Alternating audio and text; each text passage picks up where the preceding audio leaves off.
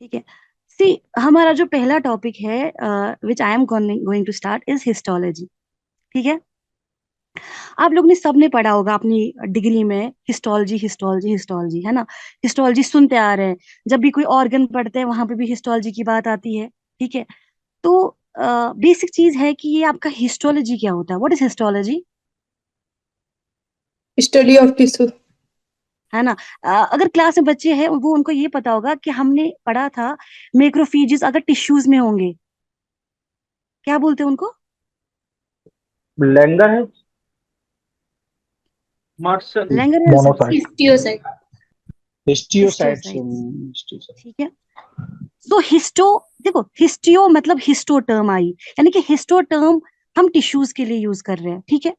सी, अगर हमने ये बोला कि हिस्टोलॉजी में हम टिश्यूज पढ़ रहे हैं, ठीक है। अब क्वेश्चन ये आ रहा है कि यार ये टिश्यूज होता क्या है। ठीक है। ये टिश्यूज बनता किससे है ना।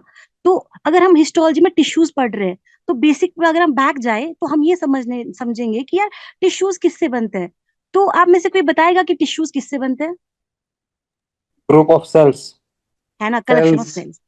ठीक है। जब एक सिमिलर तरीके की सेल, सी दो डेफिनेशन है, एक होता है ग्रुप ऑफ सेल्स, दूसरा होता है कलेक्शन ऑफ सिमिलर सेल्स। अगर एक तरह की सेल्स कहीं पे मिल जाए, सिमिलर सेल्स मतलब एक तरह की सेल्स कहीं पे मिल जाए, वो बनाती है आपकी टिश्यूज। ठीक है।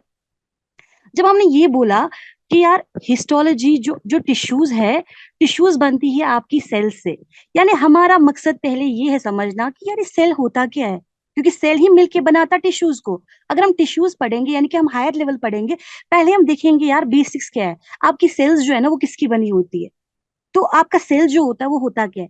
सी यार हम लोग बचपन से ही एक डेफिनेशन पढ़ते आ रहे हैं हर एग्जाम में बचपन से ही, कि एक सेल जो होती है that is the basic structural and functional unit of life, है ना। ये सेल जो है वो basic structural and functional unit of life है। यानी कि कोई भी बॉडी का, चाहे आपका नेल, आपके नेल का टिप, आपके पैर का टिप, हर कोई पार्ट जो आपकी बॉडी का है वो सेल का बना होता है। सेल ही है जो सारा काम करती है। सेल ही है जो एक इंसान के अंदर जो फंक्शनल यूनिट होती है, जो स्ट्रक्चरल यूनिट होती है, वो आपकी सेल होती है। सी, अगर हम लोग एक चीज समझेंगे वो ये है कि एक सेल जो होती है ना, बहुत सारी सेल्स मिलके बनाती है आपका टिश्यूज, है ना। बहुत सारी टिश्यूज मिलके क्या बनाते हैं आपका टिश्यू जो ऑर्गन्स। मिलती है तो वो क्या बनाते हैं ऑर्गन। ऑर्गन। ऑर्गन्स। ऑर्गन्स। यही ऑर्गन्स। वजह है कि यही वजह है कि हिस्टोलॉजी में हम पहले पढ़ेंगे टिश्यूज, है ना। मतलब एपिथेलियल टिश्यू हुआ, आपका नर्वस टिश्यू हुआ, आपका स्केलेटल टिश्यू हुआ, आपका कनेक्टिव टिश्यू हुआ। उसके बाद आप देखना मैं डायरेक्टली जंप करूंगी ऑर्गन्स पे, कि भाई रूमेन किसका बना होता है, रेटिकुलम किसका बना होता है, इंटेस्टाइन्स किसका बना होता है। यानी टिश्यूज जो होते हैं ना वो मिलके बनाते हैं आपके ऑर्गन्स। तो जब आपके ऑर्गन्स मिलते हैं वो क्या बनाते हैं, ऑर्गन सिस्टम। ऑर्गन सिस्टम, है ना। उसी तरीके जैसे हम बोलते हैं हमारा रिप्रोडक्टिव सिस्टम बहुत सारे ऑर्गन्स का बना है, हमारा डाइजेस्टिव सिस्टम बहुत सारे ऑर्गन्स का बना है। ठीक है। ये जो ऑर्गन सिस्टम होता है ना, ऑर्गन सिस्टम्स बहुत सारे, चाहे वो रिप्रोडक्टिव सिस्टम हो, चाहे वो रेस्पिरेटरी सिस्टम हो, चाहे वो नर्वस सिस्टम हो, जो सारे सिस्टम्स है ना जब ये मिलते हैं ना ये क्या बनाते हैं, एक ऑर्गेनिज्म, है ना, पूरा ऑर्गेनिज्म।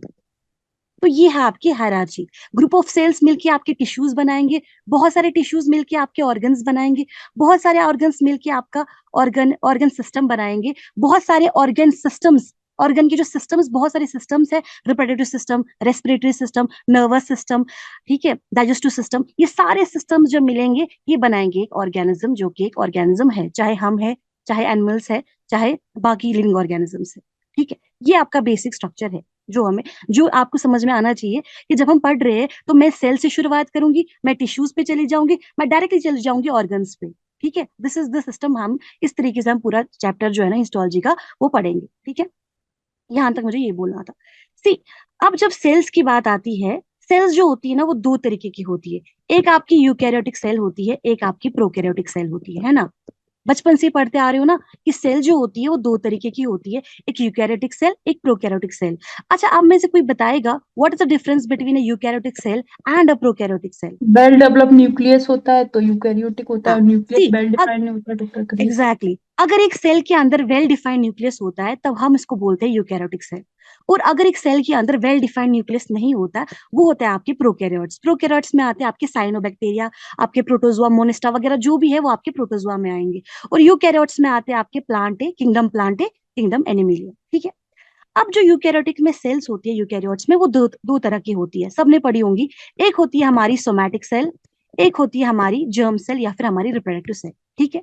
अब सोमैटिक सेल और जर्म सेल के बीच में क्या डिफरेंस होती है? जो सोमैटिक सेल होती है हमारी, ये होती है हमारी डिप्लॉइड, यानी कि सोमैटिक सेल होती है 2n, ठीक है। और जो जर्म सेल होती है हमारी, ये होती है हैप्लॉइड, हैप्लॉइड बोले तो n, ठीक है। जर्म सेल्स में क्या आती है? जर्म सेल्स वो सेल्स होती है जो कि रिप्रोडक्शन में पार्ट लेती है, ठीक है। Somatic cells mostly take part in growth, है ना, ये आपकी ग्रोथ में पार्ट लेंगी। और जो जर्म सेल्स होती है ये पार्ट लेंगी आपके रिप्रोडक्शन में, ठीक है। अब जर्म सेल्स में कौन आती है? आपका स्पर्म, आपका ओवा, ठीक है, बिकॉज यही दो जो है वो आपके रिप्रोडक्शन में पार्ट लेंगी, चाहे फिर बाद में माइटोसिस और मियोसिस हो जाता है। मोस्टली जो जर्म सेल्स में होता है वो आपका मियोसिस है, ठीक है। उससे जब आपका लास्ट में बनती है आपकी डॉटर सेल्स। तो ये होता है आपकी सेल्स बेसिकली, एक सोमैटिक सेल्स, एक जर्म सेल्स होती है, ठीक है। अब इसके बाद नेक्स्ट क्या है कि एक सेल जो होती है उसका स्ट्रक्चर क्या है, ठीक है। एक सेल जो है वो किसका बना होता है, क्योंकि आप लोगों के सिलेबस में पहला टॉपिक सेल स्ट्रक्चर है और दूसरा टॉपिक है सेल साइकिल, ठीक है। अब मैं समझती हूँ कि मेरी क्लास में जो, एक second, you may one, sorry हाँ, सी, एक आपका जो सेल है, आपका जो सिलेबस है, उसमें आपकी सबसे पहले दो चीजें लिखी गई है। एक लिखा गया है पहले सेल स्ट्रक्चर, उसके बाद लिखा गया है सेल साइकिल, ठीक है। अब सी, बहुत सारे बच्चे ऐसे हमारे क्लास में जिन्होंने जेनेटिक्स वगैरह में सेल साइकिल पढ़ा हुआ है, और बहुत सारे बच्चे हैं शायद जो कि आईकर से है, उन्होंने शायद सेल साइकिल नहीं पढ़ा है, ठीक है। और सेल साइकिल जो है और सेल स्ट्रक्चर है, इसमें ज्यादातर क्वेश्चंस तो आते नहीं है, लेकिन आप लोगों को डिसाइड करना है कि आप लोगों को पढ़ना है कि नहीं पढ़ना है। You decided your self. See, ma'am जो नहीं सेल, पढ़ना। नहीं पढ़ना है, किसी को भी नहीं पढ़ना है। No ma'am. आईकर स्टूडेंट्स मोस्ट प्रोबेबली उनकी बात है, क्योंकि उनका जेनेटिक सिलेबस में नहीं है। सी, मैं जो ये सेल स्ट्रक्चर है ना, मैं इसका बेसिक ओवरव्यू दूंगी, क्योंकि इससे कुछ कुछ क्वेश्चंस आ जाते हैं जो हमारे काम के होते हैं, ठीक है। सबसे पहले एक सेल जो होती है ये बना होता है एक सेल वॉल का, ठीक है। व्हाट्स द डिफरेंस कि अगर एक सेल जो है, एक सेल ऐसी होती है जिसमें सेल वॉल होता है, एक सेल ऐसी है जिसमें सेल वॉल नहीं होता है। तो आपका सेल वॉल किस सेल में होता है? बैक्टीरियल सेल में, प्लांट सेल में। एंड एंड प्लांट सेल, सी, जो आपकी प्लांट सेल होती है वहां पे सेल वॉल होता है। एंड आप यकीन नहीं करेंगे, ये क्वेश्चन कितना सिंपल लगता है कि यार ये तो सबको पता होता है। This was a question asked in UPSC and most of the students don't know that कि जो प्लांट सेल होती है, एंड ट्रस्ट मी, यूपीएससी में GS1 में सवाल आया था सेल वॉल पे, और बहुत सारे बच्चों को ये भी नहीं पता था कि प्लांट सेल जो होती है उसमें सेल वॉल होता है, और जो एनिमल सेल होती है उसमें सेल वॉल जो होता है वो एब्सेंट होता है, ठीक है। ये चीज, ये हालत हो जाती है बाद में, जब आगे आगे पहुंच जाते हैं तो बेसिक चीजें नहीं रहती है याद, ठीक है। अब सी, सेल वॉल के बाद अगर हम एक एनिमल सेल पे ही फोकस करेंगे, क्योंकि हमारा सब्जेक्ट एनिमल ही है, तो प्लांट सेल को मैं छोड़ देती हूँ। अब मैं सेल वॉल पे आऊंगी। सी, सेल वॉल तो है नहीं, तो सेल वॉल के बाद जो नेक्स्ट स्ट्रक्चर होगा सेल का, वो क्या होगा? Plasma membrane. है ना, सेल मेम्ब्रेन बोले तो प्लाज्मा मेम्ब्रेन, है ना, सेल मेम्ब्रेन बोल दो या प्लाज्मा मेम्ब्रेन बोल दो, हम इनको एनालॉगस यूज करते हैं, ठीक। सेकंड, उसके बाद नेक्स्ट क्या होगा? नेक्स्ट होगा आपका साइटोप्लाज्म, ठीक है। साइटोप्लाज्म क्या होता है? साइटोप्लाज्म होता है ये फ्लूइड फिल्ड स्ट्रक्चर जिसमें सब कुछ प्रेजेंट होगा। इसमें ये जो साइटोप्लाज्म होगा, इसमें क्या क्या प्रेजेंट होगा? इसमें आपका न्यूक्लियस होगा प्रेजेंट, ठीक है। इसमें आपकी सेल ऑर्गेनेलीज होंगी प्रेजेंट, ठीक है। एग्जाम में एक टर्म आती है यार, पता नहीं आईकर वालों को हो सकता आ जाए, वो है प्रोटोप्लाज्म। तो क्वेश्चन है, what is protoplasm? Nucleus plus cytoplasm को प्रोटोप्लाज्म कहते हैं। न्यूक्लियस प्लस साइटोप्लाज्म जो है, जब ये दो मिलते हैं ये आपका बना देते हैं प्रोटोप्लाज्म, ठीक है। न्यूक्लियस यानी कि सेल के अंदर न्यूक्लियस और सेल का जो साइटोप्लाज्म है ये मिलके बनाते हैं आपका प्रोटोप्लाज्म, ठीक है। उसके बाद होता है आपका न्यूक्लियस और आपकी ऑर्गेनेलीज, और ये जो साइटोप्लाज्म होता है ना, ये बना होता है एक फ्लूइड फिल्ड स्ट्रक्चर का, जिसको आप बोलते हो साइटोसॉल, ठीक है। अब ये चीज तो बेसिक था। अब क्वेश्चन हमारा मेन दो चीजों पे आ जाता है वापस, एक हमारा न्यूक्लियस, एक हमारी सेल ऑर्गेनेलीज, ठीक है। पहला चीज होता है न्यूक्लियस। आप में से कोई बताएगा कि जो न्यूक्लियस का मेम्ब्रेन होता है वो प्रेजेंट होता है कि एब्सेंट होता है? प्रेजेंट होता है। प्रेजेंट होता है ना। न्यूक्लियस में एक डबल मेम्ब्रेन होता है, ऐसे होता है मेम्ब्रेन, डबल मेम्ब्रेन होता है, ठीक है। पहली चीज। दूसरा, जो ये न्यूक्लियस होता है इसके जो मेम्ब्रेन होता है उसमें पोर्स होते हैं present. What we call it? क्या बोलते हैं इन पोर्स को? Nuclear pore. न्यूक्लियोपोर। क्वेश्चन ये है कि यार ये न्यूक्लियर पोर्स क्यों होते हैं? साइटोप्लाज्म से मटेरियल या इसमें जो mRNA करने के लिए सी, आप लोगों को ये चीज पता है कि न्यूक्लियस के अंदर एक न्यूक्लियोलस भी होता है? Yes ma'am. इसमें अच्छा चलो, आप लोगों का एग्जाम है तो मैं आप लोगों को क्वेश्चन पूछती हूँ। ये जो न्यूक्लियोलस थे, ये किसने डिस्कवर करा था? जेनेटिक्स में आता है ये सवाल, हिस्ट्री में, जेनेटिक्स की हिस्ट्री में आता है सवाल। किसने डिस्कवर किया था न्यूक्लियोलस? एंड किसने रॉबर्टसन। डिस्कवर किया, किसने डिस्कवर किया था न्यूक्लियस, और किसने डिस्कवर किया था आपका nucleolus? Robert brown. Robert Robert brown. Brown ने क्या डिस्कवर किया था? Nucleus. Nucleus. Nucleus. And nucleolus किसने डिस्कवर किया था? ये आ जाता है रॉबर्ट जेनेटिक्स। हुक। नहीं, रॉबर्ट डेनिस हुक ने डिस्कवर, फोंटाना। Exactly, Fontana. जो रॉबर्ट हुक है ना, रॉबर्ट हुक ने डिस्कवर की थी सेल, कॉरिकैम्बियम में। ठीक है, रॉबर्ट हुक ने सेल डिस्कवर की थी। रॉबर्ट ब्राउन ने रॉबर्ट डिस्कवर ब्राउन। न्यूक्लियस। और जो न्यूक्लियोलस है, इसको डिस्कवर किया था आपके फोंटाना ने। FONTANA। ठीक है। अब नेक्स्ट क्वेश्चन ये आता है कि यार हमने तो समझा कि न्यूक्लियस का जो मेम्ब्रेन होगा, सॉरी मैं इसको अच्छे से बनाऊंगी क्योंकि इसमें काम है। सी, ये ऐसे होता है, न्यूक्लियस का मेम्ब्रेन जो होता है ना, वो ऐसे होता है, डबल मेम्ब्रेन होता है ऐसे ऐसे। ठीक। अब इसके अंदर क्या होता है, यहाँ पर आपके न्यूक्लियर पोर्स होते हैं प्रेजेंट इसमें, यानी गैप्स मतलब पोर्स है। ठीक है। अंदर क्या होता है न्यूक्लियस के? अंदर न्यूक्लियस के होते हैं एक स्ट्रक्चर, इसको बोलते हैं क्रोमैटन। समझते हो ना what is chromatin? Yes ma'am. What is chromatin? Genetics, genetic material. Genetic material. कौन सा genetic material? We have RNA, we have DNA। What is chromatin? Chromatin DNA होता है। Double standard. डबल स्टैंडर्ड नहीं होता क्रोमैटन यार। See, single chromatin standard. Is, chromatin is DNA. Chromatin is DNA in the form of long thread. जब आपका long thread like DNA होता है, उसको आप बोलते हो क्रोमैटिन। ठीक है।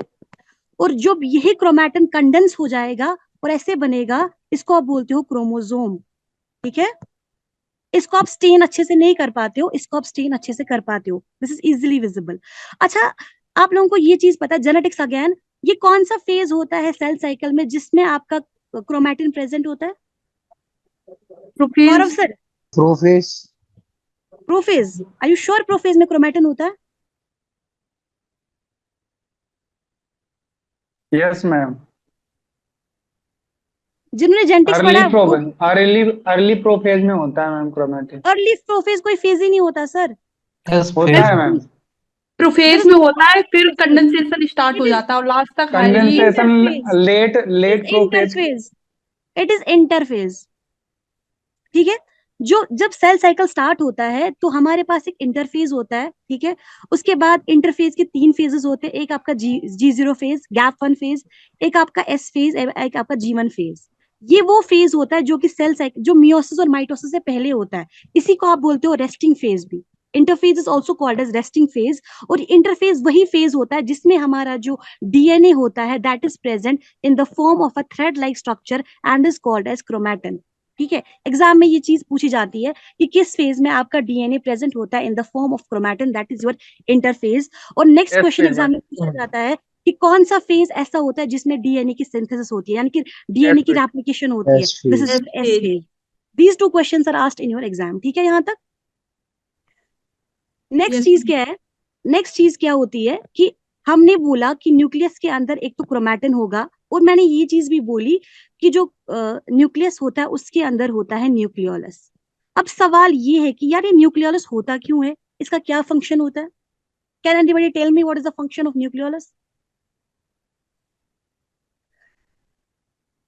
आप लोग ने बोला नहीं ये नहीं पढ़ेंगे, तो मतलब आप लोगों को आता होगा ना, फिर तभी तो आप बोल रहे हो। Protein synthesis, protein synthesis.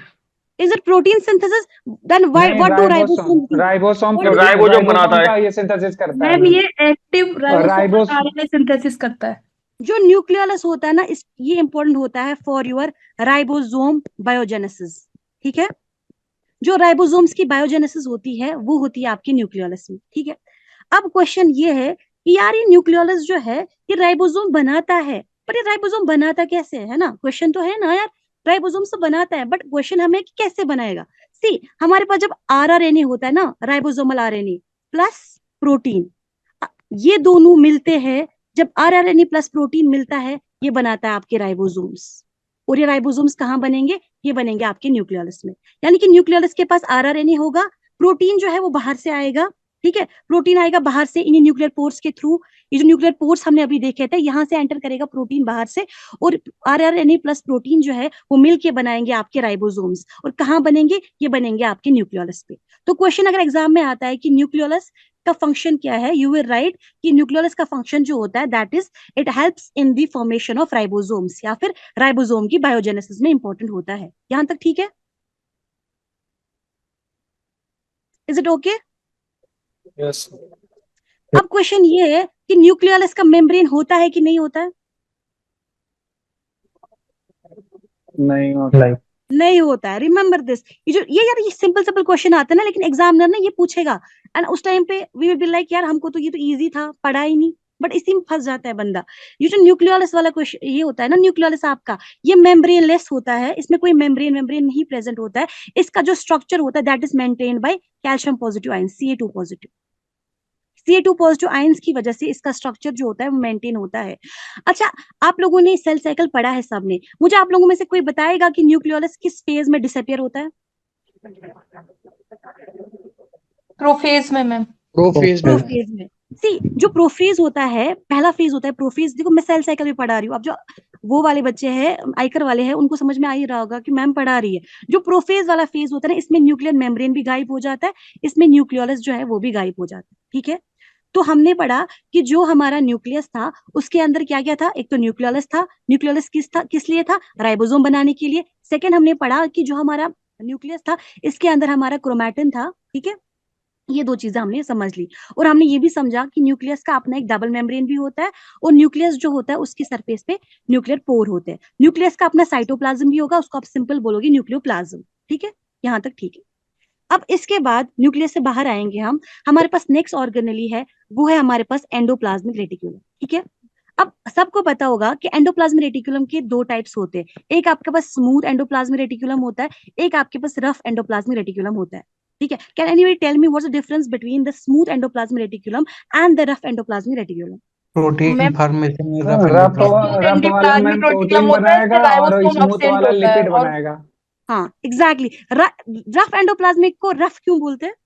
Ma'am ribosome particle present होते हैं इस पे। राइबोसोम्स उस पे चिपके रहते हैं। रफ रफ एंडोप्लाज्मिक रेटिकुलम को रफ इसलिए कहते हैं क्योंकि इस पे इसकी सरफेस पे लगे होते हैं राइबोसोम्स। ठीक है, जो स्मूथ एंडोप्लाज्मिक रेटिकुलम होता है इसकी सरफेस पे राइबोसोम्स नहीं होते, इसलिए आप इसको बोलते हो स्मूथ एंडोप्लाज्मिक रेटिकुलम। ठीक है, अब क्वेश्चन ये है कि यार रफ एंडोप्लाज्मिक रेटिकुलम की सरफेस पे तो राइबोसोम्स लगे थे, यानी कि रफ एंडोप्लाज्मिक रेटिकुलम का जो रोल होगा वो क्या होगा? प्रोटीन सिंथेसिस में। ठीक है, और जो स्मूथ एंडोप्लाज्मिक रेटिकुलम का रोल होगा वो किस में होगा? लिपिड और कार्बोहाइड्रेट की मेटाबॉलिज्म। यहाँ तक ठीक है? Yes ma'am. Is it okay? I am going fast क्योंकि कुछ कुछ पॉइंट जिसको नहीं पता वो मार्क करके आगे के बढ़ते हैं हम। ठीक है, अब नेक्स्ट हमारा ऑर्गेनली नेक्स्ट आता है हमारे पास गोल्गी एपैरेटस। ठीक है, what is the function of this Golgi apparatus? क्या करता है ये? पैकेजिंग करेगा मैम, पैकेजिंग करता है, जो एंडोप्लाज्मिक रेटिकुलम से और जो प्रोडक्ट बनते हैं प्रोटीन उनको। है इसका जो ग्लाइकोलाइशन करते हैं। जो आपके पास ये जो मैम एंडोप्लाज्मिक प्रोटीन को रेटिकुलम, कैरी करता है। हाँ एग्जैक्टली जो एंडोप्लाज्मिक रेटिकुलम ने क्या बनाया था? प्रोटीन। राइबोसोम्स थे ना, यहाँ पे राइबोसोम्स में प्रोटीन सिंथेसिस नहीं होगी, है ना? क्योंकि एंडोप्लाज्मिक जो आपका रेफ एंडोप्लाज्मिक रेटिकुलम था उस पे राइबोसोम्स थे, यानी कि वो पढ़ा होगा हम आप सामने कि राइबोसोम्स जो होते हैं यूकैरियोट्स में वो दो तरह के होते हैं, पता है ना? 60S and 40S। ठीक है, वो थोड़ा डिटेल हो जाएगा बोलने में। तो जो ये रफ एंडोप्लाज्मिक रेटिकुलम है, हमने बोला कि रफ एंडोप्लाज्मिक रेटिकुलम जो है इसका रोल किसमें? प्रोटीन सिंथेसिस में, है ना? तो ये जो प्रोटीन्स होंगे ये आएंगे इस गोल्गी एपैरेटस के पास। जब ये प्रोटीन्स गोल्गी एपैरेटस के पास आएंगे तो ये जो प्रोटीन्स है they will be packed in the form of vesicles. ठीक है, तो जो हम पढ़ते हैं ना वेसिकल्स गोल्गी एपैरेटस के लिए अक्सर आप लोग पढ़ते हो वेसिकल्स। तो गोल्गी एपैरेटस में क्या होगा? ये जो प्रोटीन्स है एक तो ये पैक हो जाएंगे इन द फॉर्म ऑफ वेसिकल्स, और साथ साथ क्या होगा? ये जो प्रोटीन्स है इनमें कहीं पर कार्बोहाइड्रेट तो ऐड नहीं करना, इनमें कहीं पर लिपिड तो ऐड नहीं करना, इनकी फोल्डिंग तो नहीं करनी है प्रोटीन्स की, वो सब कुछ हो जाएगा आपके गोल्गी एपैरेटस में। यानी कि जो गोल्गी एपैरेटस है ये एक तो प्रोटीन्स की पैकेजिंग करेगा। बहुत सारे बच्चे क्लास में पैकेजिंग बोल रहे थे, बिल्कुल सही बोल रहे थे कि जो गोल्गी एपैरेटस है ये प्रोटीन्स की पैकेजिंग करेगा, ये प्रोटीन्स की फोल्डिंग करेगा, ये देखेगा कहीं पर प्रोटीन्स में लिपिड कार्बोहाइड्रेट तो ऐड नहीं करना है, ये सारा काम आपका गोल्गी एपैरेटस करेगा। ठीक, नेक्स्ट होता है आपका लाइसोसोम। लाइसोसोम के लिए एक वर्ड होता है जो अक्सर यूज किया जाता है, क्या बोलते हैं इनको? Suicidal suicidal bag of cell. Now question is why they are called as suicidal, suicidal क्यों करवा रहे इसमें हैं? हाइड्रोलाइटिक एंजाइम होते हैं सारे। एग्जैक्टली, जो लाइसोसोम्स होते हैं इसके अंदर होते हैं हाइड्रोलिटिक एंजाइम, चाहे आपके प्रोटीनेस है, लाइपेस है, आपका न्यूक्लियोसाइडेस है, तो जो भी एंजाइम्स वगैरह होंगे, हाइड्रोलिटिक एंजाइम्स जो हाइड्रोलिसिस करते हैं कोर्स, वो सारे एंजाइम्स जो होंगे ना वो इसी लाइसोसोम्स के अंदर होंगे। तो कभी कभी क्या होगा, अगर सेल के कंटेंट्स भी बाहर आएंगे ना, लाइसोसोम्स नहीं दिखेगा, लाइसोसोम इन सेल के कंटेंट्स को भी डिस्ट्रॉय करेगा, यानी सेल को भी डिस्ट्रॉय करेगा, तभी इनको बोलते हैं lysosomal suicidal bag of the cell, क्योंकि ये सेल की खुद के कंटेंट्स को भी डिस्ट्रॉय कर सकता है अगर कंटेंट्स बाहर आए। ठीक है, तो this is called as suicidal bag, ये आपके हुए लाइसोसोम्स। ठीक, उसके बाद हमारे पास है हमारे माइटोकॉन्ड्रिया। और माइटोकॉन्ड्रिया बार बार हमने पढ़ा, आई थिंक पहले से पढ़ रहे हैं, जब से हम मीट वीट भी पढ़ रहे हैं। तो आपका जो माइटोकॉन्ड्रिया, इसका भी एक नाम होता है, क्या बोलते हैं इसको? Power house of cell. And power house of the cell. ये याद रखना, कभी कभी क्वेश्चन आता है कि यार माइटोकॉन्ड्रिया का अपना डीएनए होता है कि नहीं होता है? होता है। होता है। Mitochondria has its own DNA. ठीक है, प्लाज्मिड का भी होता है अपना सर्कुलर डीएनए। एक हाँ, तो क्लोरोप्लास्ट का भी था। जो प्लाज्मिड होता है ना आपके इसमें बैक्टीरियल सेल्स में, प्लाज्मिड्स। ठीक है, ट्रांसक्रिप्ट, आई थिंक इसका रोल वहां पे होगा, माइक्रोबायोलॉजी में पढ़ा होगा बच्चों ने, प्लाज्मिड्स। प्लाज्मिड जो होता है ना, उसका भी अपना एक सर्कुलर डीएनए होता है प्रेजेंट। जो माइटोकॉन्ड्रिया होता है, इसका भी एक अपना डीएनए होता है प्रेजेंट। ठीक है, और माइटोकॉन्ड्रिया को आप बोलते हो power house of the cell. Question ये है कि एमपी वाले बैच मुझे बताएंगे, यार माइटोकॉन्ड्रिया हमने बहुत बार पढ़ा था, what is the function of mitochondria? ATP synthesis में हेल्प करता है। है ना, सेलुलर रेस्पिरेशन। जो सेलुलर रेस्पिरेशन होती है, जिसको हम क्रब साइकिल बोलते हैं या फिर ईटीसी साइकिल बोलते हैं, वो जो सेलुलर रेस्पिरेशन होती है वो होती है आपके माइटोकॉन्ड्रिया में। ठीक है, यानी कि ये एटीपी सिंथेसिस में रोल प्ले करता है, और वो भी aerobic, in presence of oxygen. ठीक है, अब कौन सा बचा ऑर्गेनेलिया हमारे पास? दूसरा होता है सेंट्रियोल्स। ये सेंट्रियोल्स भी, जब आपने प्रोफेज मेटाफेज मतलब सेल साइकिल पढ़ा, तब आपने सेंट्रियोल्स भी पढ़ा होगा, डेफिनेटली पढ़ा होगा। सेंट्रियोल्स, क्या फंक्शन होता है सेंट्रियोल का? Formation of spindle fibres. है ना, एक सेल में होता है एक पेयर ऑफ सेंट्रियोल्स। ठीक है, याद रखना, एक सेल में एक पेयर ऑफ सेंट्रियोल्स होते हैं। ये जो सेंट्रियोल्स होता है ना, ये दो जगह ये ऐसे अलाइन होते हैं, और यहाँ से बनते हैं फिर बाद में क्या, आपके स्पिंडल फाइबर्स। ठीक है, किस फेज में स्पिंडल फाइबर्स बनते हैं? मेटाफेज। ये याद रखेंगे, ऑब्जेक्टिव आ जाएगा यार एमपी वालों, याद रखो। ये क्वेश्चंस भी आते हैं इसमें जेनेटिक्स वाले पोर्शन में कि भाई बता दो कि किस फेज में स्पिंडल फॉर्मेशन होता है। तो स्पिंडल फॉर्मेशन आपका मेटाफेज में होता है। और याद रखना, जो क्रोमोसोम्स होते हैं ना हमारे, वो सबसे ज्यादा शॉर्टेस्ट और सबसे ज्यादा थिकेस्ट मेटाफेज में ही होते हैं। तो अगर क्वेश्चन आता है एग्जाम में, which is the best stage to study chromosomes, that is your metaphase. By metaphase, क्योंकि मेटाफेज में क्रोमोसोम जो होते हैं ना बहुत शॉर्ट होते हैं, बहुत थिक होते हैं। तो आप लोग समझ सकते हो कि जब कोई चीज शॉर्ट है, बहुत थिक है, तो वो अच्छे से स्टेन भी ले पाएगा। अगर वो अच्छे से स्टेन ले पाएगा, यानी कि वो अच्छे से विजिबल भी होगा। यही वजह है कि एग्जाम में क्वेश्चन आता है अक्सर कि बेस्ट स्टेज कौन सी होती है क्रोमोसोम्स को स्टडी करने के लिए, दैट इज योर मेटाफेज। ठीक है यहाँ तक? वो जो सेंट्रियोल्स होता है, इसका एक 9+3 अरेंजमेंट होता है, क्योंकि सेंट्रियोल्स बने होते हैं माइक्रोट्यूब्यूल्स के, और माइक्रोट्यूब्यूल्स जो होते हैं ना, वो अरेंज्ड होते हैं 9+3 फॉर्म में। ठीक है, बाद में क्या होता है? 9+3 की 9+2? 9+3 आई थिंक। 9+2 है मैम, 9+2 है। आई थिंक आई हैव सी 9+3। ठीक है, देख लेना एक बार मैम में। 9+0 या 9+2 दो ही होता है, 9+3 पहली बार सुन रहा हूँ। ठीक है यार, चेक कर लेना एक बार, तो मैंने बहुत पहले पढ़ा है। Okay ma'am. तो और बाद में आपके सेल में होते हैं फिलामेंट्स, है ना, बहुत सारे फिलामेंट्स होते हैं आपके सेल में। ये फिलामेंट्स क्या करते हैं? ये फिलामेंट्स सेल के अंदर होते हैं सेल की स्ट्रेंथ के लिए। फॉर एग्जांपल, जो हमारे एपिथेलियल सेल्स होते हैं, उसमें जो फिलामेंट्स होते हैं उनका बोलते हैं टोनोफाइब्रिल्स। ठीक है, ये जो फिलामेंट्स होते हैं, इनका सिंपली काम क्या होता है? सेल के अंदर स्ट्रेंथ देना। जैसे कि हमने पढ़ा था अपने मसल सेल में भी हमने पढ़ा था मायोफिब्रिल, पढ़ा था कि नहीं पढ़ा था? है ना, तो मसल सेल के अंदर आपके मायोफिब्रिल होते हैं, एपिथेलियल सेल के अंदर आपके टोनोफिब्रिल्स होते हैं। ये क्या होते हैं? बस फिलामेंटल स्ट्रक्चर्स होते हैं, जिनका काम होता है सेल के अंदर स्ट्रेंथ देना। That is it. ये था आपका बेसिक ओवरव्यू सेल का। ठीक है, अब जो फेजेस है आपका, मियोसिस, माइटोसिस, आई थिंक उसमें बच्चे खुद पढ़ लेना। मतलब अगर किसी आईकर स्टूडेंट को स्पेशली पढ़ना होगा तो वो मुझे बताएगा क्या उसमें कुछ भी हेल्प चाहिए होगी मियोसिस माइटोसिस में, अगर उनको लगता होगा क्वेश्चन आता है।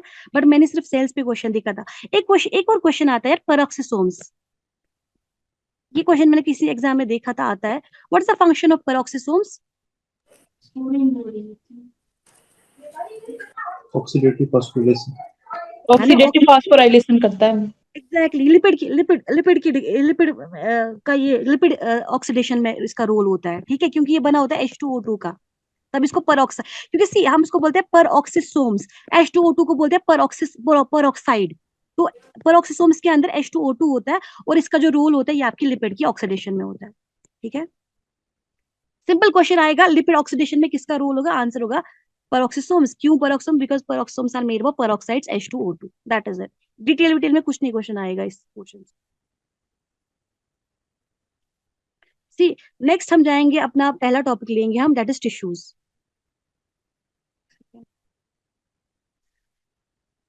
यहाँ तक ठीक है ना? यहाँ तक बेसिक ही था, किसी को यहाँ तक दिक्कत? No madam. सी अब जो पहला टॉपिक है हमारा दैट इज टिश्यू, ठीक है। और मुझे बोलना क्लास के एंड के बाद, do you want to continue, because मेरा क्लास मैं ज्यादा लंबा नहीं लूंगी, बिकॉज मेरे को बता देना क्या करना है, आपको कंटिन्यू करना है कि नहीं करना है। बट आप तो वो भी शॉर्ट शॉर्ट में लीजिए लीजिए एग्जाम के हिसाब से मैडम, जल्दी जल्दी। सर, अगर मैं आपके हिसाब से लूँ ना, फिर बाकी बच्चे, आपको पता है क्या हो जाता है, मेडिसिन में नहीं सुना था आपने? सी टिश्यू जो है, टर्म टिश्यू जो है, इसको हमने डिराइव किया है from a French word which means texture और वी, ठीक है। सी अब कोई फजूल सा एग्जामिनर होगा, बहुत ही फजूल सा होगा, जो ये पूछेगा यार फ्रेंच वर्ड बता दो। अदरवाइज मेरी नॉलेज के हिसाब से ये फ्रेंच, मैंने इसको हाईलाइट भी नहीं करा, because this will not be asked, because books में लिखा है तो हमको लिखना पड़ता है। हाँ, और वन मोर डिस्क्लेमर, जो मेरे नोट्स है ना, मैंने खुद बनाई, ये आपके आर के घोष किताब से है, ठीक है। तो नोट्स में कोई प्रॉब्लम नहीं होगी, जैसे कि एपिथेलियल सेल्स की एग्जाम्पल में कोई दिक्कत नहीं होगी, इसको रट लेना। मैंने खुद नोट्स बनाए हैं आर के घोष किताब से, तो लकीली मेरे पास एक ही किताब थी एनाटॉमी की। So this is the thing. See अब क्वेश्चन आता है हमारा, छोड़ दो ये वोवन मटेरियल, हमें क्या करना है, इसका नहीं पूछा जाएगा क्वेश्चन कि सबसे पहले हमने देखा था कि जब सबसे पहले लोग देखे थे ना, लोगों ने देखा था ऐसे कुछ वोवन मटेरियल, कुछ बुना हुआ है, सेल्स आपस में जुड़े हुए हैं, सेल्स सेल्स से कुछ बुना हुआ है, ठीक है। इन्होंने बोला ये बुना हुआ स्ट्रक्चर, इन्होंने इसको नाम दिया था बुना हुआ मटेरियल, वोवन। जब इसे हम घर पे वो नहीं वो करते हैं स्वेटर वगैरह, उसी तरीके से उनको एक वोवन स्ट्रक्चर मिला था, इनने इसका नाम दिया टिश्यू, ठीक है। बाद में जब देखा गया तो देखा गया कि जो टिश्यूज होते हैं ना, बेसिकली ये बने होते हैं सिमिलर सेल्स के, ठीक है, एक ही तरह के सेल्स के। सी किसी ने भी क्वेश्चन में बाद में बोला था, it is made up of collection of cells, but यार जब तक आप सिमिलर सेल्स नहीं बोलोगे तब तक आपका क्वेश्चन जो है ना वो गलत हो जाएगा। तो अगर एग्जाम में इस डेफिनेशन को देख लेना, मैंने इसलिए मार्क करा है कि एग्जाम में कभी भी सेल्स वाले ऑप्शन पे नहीं जाना। ऑप्शन पे क्या जाओगे, अगर सिमिलर सेल्स है, मतलब एक ही तरीके की सेल्स बनी होंगी। एक टिश्यू में सिर्फ एक जैसे टाइप्स ऑफ सेल्स होते हैं और जिनका एक पर्टिकुलर फंक्शन होता है, and they are united by cells के बीच में क्या होगा, एक इंटरसेलुलर सबस्टेंस हो, ठीक है। अब एनिमल बॉडी में क्या होता है कि 4 तरह के टिश्यूज होते हैं, एक आपका एपिथेलियल, एक आपका कनेक्टिव, एक आपका मस्क्यूलर एंड एक आपका नर्वस टिश्यू, ठीक है। मस्क्यूलर टिश्यू मुझे लगता है मैंने एमपी बैच के साथ बहुत स्केलेटल टिश्यू बहुत डीप में डिस्कस करा था। तो सबसे पहले हम स्टार्ट करेंगे आज की क्लास में अपना एपिथेलियल टिश्यू, ठीक है। सी आप लोग सोचोगे कि यार ये एपिथेलियल टिश्यू क्या होता है। सी आप लोग अपने हाथ को पकड़ो, अब आपने देखो कि आपके हाथ के अंदर जो है ना वो एक वो कवरिंग है, आपके स्किन पे कुछ है, ठीक है। आपके स्किन के ऊपर एक आउटर सरफेस जो बॉडी की है उस पे एक लेयर है, ठीक है। अगर आप देखोगे कि एक इंसान जो होता है ना, इंसान के स्किन, पता नहीं कैसा इंसान बना दिया मैंने, इंसान का जो स्किन होता है ना उस पे भी एक एपिथेलियल लाइनिंग है, उस पे भी एक सरफेस प्रेजेंट है। अगर आप इसी इंसान के अंदर जाओगे, इसका हार्ट देखोगे, उस पे भी एक लाइनिंग है, ठीक है। हम अगर आप अपनी लंग्स देखोगे, lungs is surrounded by cavity that is called as pleura, वो भी किसी चीज की कवरिंग है, यानी कि आपकी बॉडी में कुछ कुछ कवरिंग है। अगर आप अपनी ब्लड वेजल्स देखोगे, आप देखोगे ब्लड वेजल्स में भी कुछ सेल्स होती है, ठीक है। तो ये जो सारी सेल्स है ये होती है आपकी एपिथेलियल टिश्यू, ठीक है। तो अगर आप एपिथेलियल टिश्यू की बात करोगे, दीज आर द सेल्स जो कवर करती है आपकी outer surface of your body, ठीक है। और आपकी जो, जैसे आपका ल्यूमिनल स्ट्रक्चर्स है या फिर ट्यूबुलर स्ट्रक्चर्स है, यानी कि ब्लड वेजल्स हो, आपका ट्रैकिया हो, आपका फेलोपियन ट्यूब है, उसको भी कवर करेंगे। आपकी जो बॉडी कैविटीज है, चाहे वो प्लूरल कैविटी है, चाहे वो मतलब लंग की कैविटी है, अब्डोमिनल कैविटी है आपकी, ठीक है, आपकी जो हार्ट की कैविटी, पेरिकार्डियल कैविटी है वो भी, तो इस सब को जो कवर करेंगे आपके सरफेसेस, उसको आप, उस सेल्स, उसको आप बोलोगे एपिथेलियल टिश्यू, ठीक है। ये याद रखना कहाँ कहाँ पे होती है, आपकी बॉडी के आउटर सरफेस में, आपके ट्यूबुलर स्ट्रक्चर्स में, चाहे ब्लड वेसल्स हो, फेलोपियन ट्यूब्स हो, पीसीटी, ठीक है, लूप ऑफ हेनली, और आपकी बॉडी कैविटीज में। यहाँ पर इन तीनों जगहों पर जो लेयर ऑफ सेल्स होती है उनको आप बोलोगे एपिथेलियल टिश्यू, ठीक है। अब पहले क्वेश्चन आता है, हमने ये समझा कि एपिथेलियल टिश्यू होता क्या है, बट बेसिकली हमें पढ़ना है पहले कि जो एपिथेलियल टिश्यू होता है इसका जो फीचर होता है ना वो क्या होता है, ठीक है। पहली चीज। जो एपिथेलियल टिश्यू होता है ना वो बना होता है सेल्स का, यानी कि दैट इज वेरी सेल्यूलर, यानी कि एपिथेलियल टिश्यू जो होता है वो बहुत सेल्यूलर होता है, मतलब ये सेल्स का बना होता है। अब मुझे एक बात बताओ, आप लोगों को क्या लगता है यहाँ पे इंटरसेलुलर स्पेस ज्यादा है कि कम है? कम है। कम है। मैम तो जो पहला फीचर जो एपिथेलियल टिश्यू का होता है, एक तो ये सेलुलर होता है और इसमें जो इंटरसेलुलर स्पेस होती है यानी कि सेल के बीच में स्पेस होती है वो होती है कम, पहली चीज। अब नेक्स्ट चीज मुझे ये बताओ कि आप लोगों को क्या लगता है कि एपिथेलियल टिश्यू का अपना ब्लड सप्लाई होगा? No ma'am. Oh no. Ma'am जो एपिथेलियल टिश्यू होता है ना इसका अपना ब्लड सप्लाई नहीं होता है, दिस इज एविस्क्यूलर। यानी कि जो एपिथेलियल टिश्यू है ना इसको जो ब्लड सप्लाई आती है वो आती है नीचे से कहीं से। ये जो सी मैं आपको एक चीज भूल गई बोलना कि जो एपिथेलियल टिश्यू होती है ना, जो सेल्स होती है, ये रेस्ट करती है एक मेम्ब्रेन पे, ये वाला मेम्ब्रेन। इस मेम्ब्रेन को आप बोलते हो बेसमेंट मेम्ब्रेन, ठीक है, बीएम, बेसमेंट मेम्ब्रेन। तो सेल्स जो होती है वो रेस्ट करती है आपकी बेसमेंट मेम्ब्रेन पे। नेक्स्ट चीज क्या होता है, ये जो एपिथेलियल सेल्स होती है इनका अपना कोई ब्लड सप्लाई नहीं होती है, दे आर एविस्क्यूलर। यानी कि बेसमेंट मेम्ब्रेन के नीचे कुछ तो होगा जिससे इसको न्यूट्रिशन मिलेगी। क्या होता है वो बेसमेंट मेम्ब्रेन के नीचे? एनाटॉमी किसको याद है, अच्छी आती है क्लास में? क्या? सॉरी Hypodermis, dermis,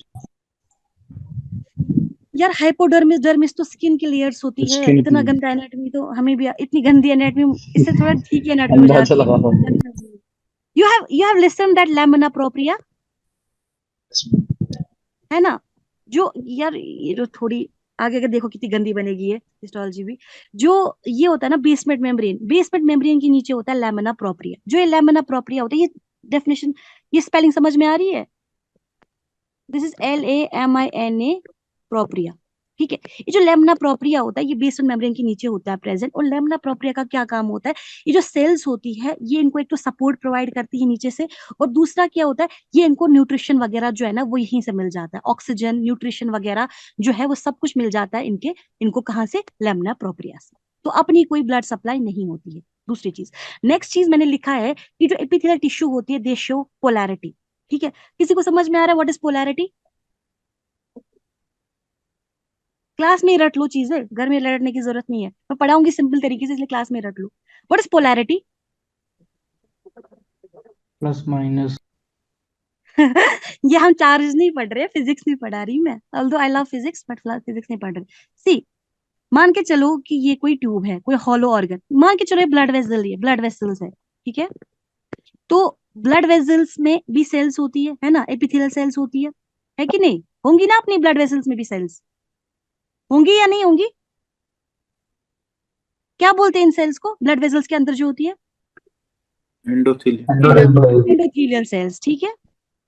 ये जो एंडोथेलियल सेल्स होती है, सी, एक चीज समझ रहे हो कि ये बेसमेंट मेम्ब्रेन होगा, ये बेसमेंट मेम्ब्रेन होगा, बेसमेंट मेम्ब्रेन के ऊपर होंगी एंडोथेलियल सेल्स। यानी कि आपको नहीं लगता ये जो सेल्स है इनकी दो सरफेसेस है? एक सरफेस जो इस सेल की है वो है टुवर्ड्स बेसमेंट मेम्ब्रेन, एक सरफेस इस सेल की है जो है टुवर्ड्स ल्यूमेन, है ना? ये ल्यूमेन है ना इसका। सेल्स दोनों साइड से सेल्स होंगी, है ना, ये सेल्स सेल्स बीच, फॉर एग्जाम्पल मान के चलिए ब्लड वेसल है एक, ब्लड वेसल्स के दोनों साइड से सेल्स होंगी, ठीक है।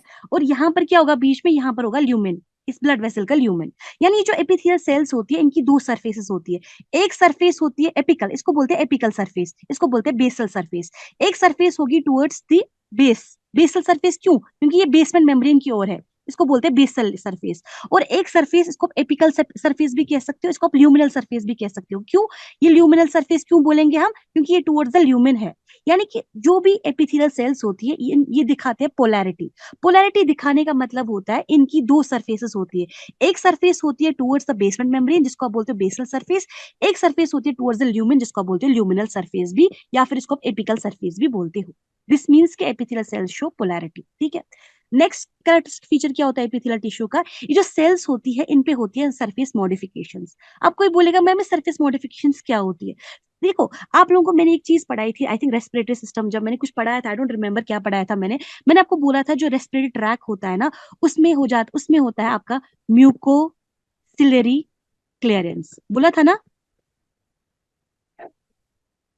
है कि नहीं, कि जो रेस्पिरेटरी स्ट्रक्चर, रेस्पिरेटरी ट्यूब होता है हमारा, जो रेस्पिरेटरी सिस्टम होता है, ट्रैकिया ले लो या फिर ब्रोंकाई, ब्रोंक्यूल्स ले लो, तो वहां पर क्या होता है, वहां पर होता है म्यूकोसिलरी क्लियरेंस। म्यूकोसिलरी क्लियरेंस का मतलब होता है कि कोई तो है यहाँ पर जो एक तो म्यूकस प्रोड्यूस करेगा, और कोई तो है यहाँ पर जहां से सीलिया आएंगे। ठीक है, अब मुझे आप लोग में से बताएंगे कोई कि म्यूकस जो सेल्स प्रोड्यूस करते हैं उनको क्या बोलते हैं? Goblet cells. Goblet cells. ठीक है, आज पढ़ेंगे हम गॉबलेट सेल्स का एपिथेलियम कौन सा होता है, कॉलमनर एपिथेलियम। ठीक है, नेक्स्ट होता है सीलिया। ये जो सीलिया होता है ना, ये कहाँ से होते हैं? जो रेस्पिरेटरी ट्रैक होता है आपका, उसमें जो एपिथेलियम होता है, यानी यहाँ पे जो एपिथेलियल सेल्स होंगे, उन पे क्या होगा, उनकी सरफेस पे मॉडिफिकेशंस होंगी, उनके सरफेस पे सीलिया होंगे। ठीक है, दिस इज द सेट। यानी कि कुछ एपिथेलियल सेल्स जो है ना, उनकी सरफेस यानी कि एपिकल सरफेस पे मॉडिफिकेशंस होंगी, कहीं पर सीलिया होंगे, कहीं पर विलाई होंगे। ठीक है, अब मुझे कोई बताएगा what is the difference between a cilia and a villi? ये भी एनाटॉमी में आता है क्वेश्चन। सीलिया मूवमेंट में हेल्प करते हैं, बिलाई जो होते हैं मैम एब्जॉर्प्शन में। एब्जॉर्प्शन में। यानी कि सीलिया के अंदर मोटिलिटी होती है ना, क्योंकि आप देखो ये यहाँ पे मूव कर रहे होते हैं, जब ये मूव कर रहे होते हैं ना, तो ये क्या करते हैं, ये उसको धक्का देते हैं ऊपर की ओर, जो भी मतलब पैथोजन होगा, डस्ट पार्टिकल होगा, ये क्या करेंगे, ये जो सीलिया होंगे ना, सी बेसिकली क्या होता है, जो म्यूकस होता है रेस्पिरेटरी ट्रैक में, जो गॉबलेट सेल्स प्रोड्यूस करेगा, वो ट्रैप करेगा डस्ट पार्टिकल को, वो ट्रैप करेगा पैथोजन को। सीलिया क्या करेगा, सीलिया मूवमेंट करेगा और मूवमेंट से उसको ऊपर की ओर धक्का दे देगा। That is why it's called as mucociliary clearance. तो हमारा रेस्पिरेटरी ट्रैक जो होता है उसमें म्यूकोसिलरी क्लियरेंस होता है। म्यूकस का काम होता है ट्रैप करना, और सीलिया का काम होता है बाहर की ओर पुश करना। यानी कि जो सीलिया होता है ना, ये मोटिलिटी, यानी सीलिया में के अंदर क्या होता है, मोटिलिटी, और ये ट्रांसपोर्टेशन में हेल्प करते हैं ना, मूवमेंट। वो जो विलाई होता है ना, विलाई कहाँ पे होता है आपके, किस वाले पोर्शन में विलाई होता है? इंटेस्टाइन। है ना, स्मॉल इंटेस्टाइन्स में विलाई होते हैं। यानी कि विलाई का रोल होता है किसमें, एब्जॉर्प्शन में। ठीक है, विलाई जो होते हैं वो नॉन मोटाइल होते हैं, और विलाई का मेनली क्या काम होता है, विलाई का एब्जॉर्प्टिव कैपेसिटी बढ़ाना, मतलब एब्जॉर्प्शन में रोल प्ले करना। ठीक है यहाँ तक। अब ये अच्छा, ये बताएगा कोई कि मैंने आपको रेस्पिरेटरी ट्रैक बताया, रेस्पिरेटरी ट्रैक में कौन सा एपिथेलियम होता है? Pseudostratified columnar epithelium। हाँ, सीडोस्ट्रैटिफाइड एपिथेलियम होता है। सी जो सीडोस्ट्रैटिफाइड एपिथेलियम होता है ना, इसको आप कॉल रेस्पिरेटरी एपिथेलियम भी बोलते हो, क्योंकि जो रेस्पिरेटरी ट्रैक होता है ना, उसमें जो मोस्टली एपिथेलियम होता है, that is your pseudostratified ciliated epithelium. ठीक है, अब नेक्स्ट क्वेश्चन ये होगा कि भाई बता दो, ये जो एपिथेलियल टिश्यू होता है इसका क्या फंक्शन हो सकता है? ये नॉर्मली अंडरस्टूड, जो हमने पढ़ा उसी से समझ आ रहा है कि कहीं पर एब्जॉर्प्शन होगा जहाँ पे विलाई होंगे प्रेजेंट, कहीं पर स्क्रीशन का काम होगा, ठीक है, जैसे कि गॉबलेट सेल्स, कहीं पर एक्सचेंज का काम होगा, यानी कि for example loop of Henley, वहां पर एक्सचेंज हो जाता है, कहीं पर प्रोटेक्शन का काम होगा, फॉर एग्जाम्पल हमारी स्किन वगैरह में। ठीक है, तो ये होता है आपके एपिथेलियल टिश्यू के फंक्शंस। नेक्स्ट क्वेश्चन क्या है कि क्लासिफिकेशन ऑफ एपिथेलिया। एपिथेलिया की क्लासिफिकेशन जब आप करोगे तो it's based upon the number of cells. पहले क्या होगा, अगर सी एपिथेलिया की जब क्लासिफिकेशन करते हैं, ये लॉन्ग टाइप आ जाता था कॉलेज वगैरह में। एक होता है सिंपल एपिथेलिया, ठीक है, एक होता है स्ट्रेटिफाइड एपिथेलिया। अब क्वेश्चन ये है, what is the difference between a simple and a stratified epithelium?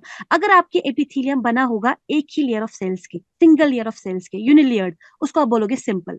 ठीक है, अगर वही एपिथेलिया बना होगा बहुत सारे लेयर ऑफ सेल्स के, तब आप उसको बोलोगे स्ट्रेटिफाइड। यानी कि stratified is multi layered, simple is unilayered. ठीक है, अब क्वेश्चन आता है, what is pseudo stratified epithelium? कोई बताएगा क्या होता है? वो मतलब फॉल्स होता है, मतलब it is not stratified but it appears to be stratified. Exactly why, question ये है कि यार ये स्ट्रेटिफाइड क्यों अपियर होता है, सीड मतलब ये क्यों स्ट्रेटिफाइड अपियर होता है? ये न्यूक्लियाई डिफरेंट लेवल पे होता ठीक, ये जो सीडो, मेरे पास पिक्चर होगी यहाँ पे, मैं क्यों बना रही हूँ, ये जो सीडो स्ट्रेटिफाइड एपिथेलियम होता है ना आपका, कहीं पे बनाया होगा शायद, कहीं पे बना हो, समझने में आसानी होगी। ये देखो सी, ये जो सीडो स्ट्रेटिफाइड एपिथेलियम होता है आपका, ये बना होता है, सी आपको नहीं लग रहा है कि अगर आपने बाकी सेल्स देखी, आपको लगता है कि न्यूक्लिय का एक ही मतलब एक ही लाइन में न्यूक्लिय है? यहाँ पर आप देखो, यहाँ पर एक न्यूक्लिय यहाँ पर है ऐसे। तो क्या होता है कि बिकॉज न्यूक्लिय जो है ना वो एक ही लाइन पे नहीं होता है, और सेकेंड चीज ये भी होती है कि सारी की सारी सेल्स जो होती है ना वो बेसमेंट मेम्ब्रेन तक पहुंच जाती है, बट सारी की सारी सेल्स जो होती है वो ऊपर तक नहीं पहुंच जाती है। तो हमें ऐसा लगता है कि यार इसमें तो बहुत सारी लेयर्स है, बट एक्चुअली यहाँ पे ऐसा नहीं होता। This pseudo, pseudo means false, ये असल में स्ट्रेटिफाइड नहीं होता, ये असल में सिंपल ही होता है। बट बिकॉज इसमें न्यूक्लियस जो है ना वो अरेंज्ड है डिफरेंट लेयर्स में, और सेकेंड ये कि इसमें जो सारी सेल्स होती है वो बेसमेंट मेम्ब्रेन तक पहुंच जाती है, बट एपिथेलियल एपिकल लाइन पे मतलब एपिकल सरफेस पे सारी सेल्स नहीं पहुंच जाती है। तो हमें लगता है कि यार इसमें डिफरेंट टाइप्स ऑफ सेल्स है, लेकिन होता क्या, होता सिर्फ इसमें एक ही लेयर ऑफ सेल्स होती है, ठीक है। और दूसरी चीज याद रखना, जो सीडोस्ट्रेटिफाइड एपिथेलियम है बहुत इंपॉर्टेंट है, लास्ट टाइम किसी पेपर में क्वेश्चन भी आया था, इसको आप रेस्पिरेटरी एपिथेलियम भी बोलते हो, बिकॉज सबसे ज्यादा आपके रेस्पिरेटरी ट्रैक में एपिथेलियम प्रेजेंट होता है, ठीक है। यहाँ तक सी मैं इसमें इसमें सिंपल तरीके से पढ़ाऊंगी कि क्या करना है। अगर आपका सिंपल एपिथेलियम है, यानी आपने क्या बोला, सिंपल बना होगा एक ही लेयर ऑफ सेल्स के, स्ट्रैटिफाइड किसका बना होगा, मल्टी लेयर्ड ऑफ सेल्स की। अब ये देखो कि आपका सिंपल एपिथेलियम जो है ना उसका टाइप्स है स्क्वामस, क्यूबाइडल और कॉलमनर। क्वेश्चन ये है कि यार इसके टाइप्स क्यों है, टाइप्स इसलिए है क्योंकि शेप ऑफ द सेल्स जो है ना वो वेरी करेगा based upon the shape of the cells. आपने इस एपिथेलियम के 3 क्लासिफाई कर दिए। अब पहला है आपका स्क्वामस एपिथेलियम। स्क्वामस एपिथेलियम में क्या होगा, आपकी जो शेप ऑफ द सेल्स होगी ना वो होगी फ्लैट, ठीक है, इट इज फ्लैट। जब आपकी सेल्स की शेप फ्लैट होगी और एक ही लेयर ऑफ सेल्स होंगी, आप उसको बताओगे स्क्वामस एपिथेलियम। सेकंड क्वेश्चन आता है क्यूबाइडल। क्यूबाइडल एपिथेलियम में क्या होगा कि आपकी जो सेल्स होंगी they will be cube like, ठीक है। अब कोई बोलेगा मैम क्यूब लाइक क्या होता है, व्हाट इज क्यूब लाइक?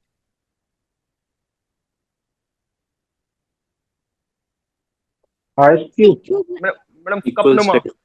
जो कप होता क्यूब लाइक क्यूब लाइक का मतलब होता है सेल्स की जो विड्थ और सेल्स की जो हाइट है ना वो बराबर होगी, विड्थ और हाइट बराबर होगी, दैट इज क्यूबाइडल।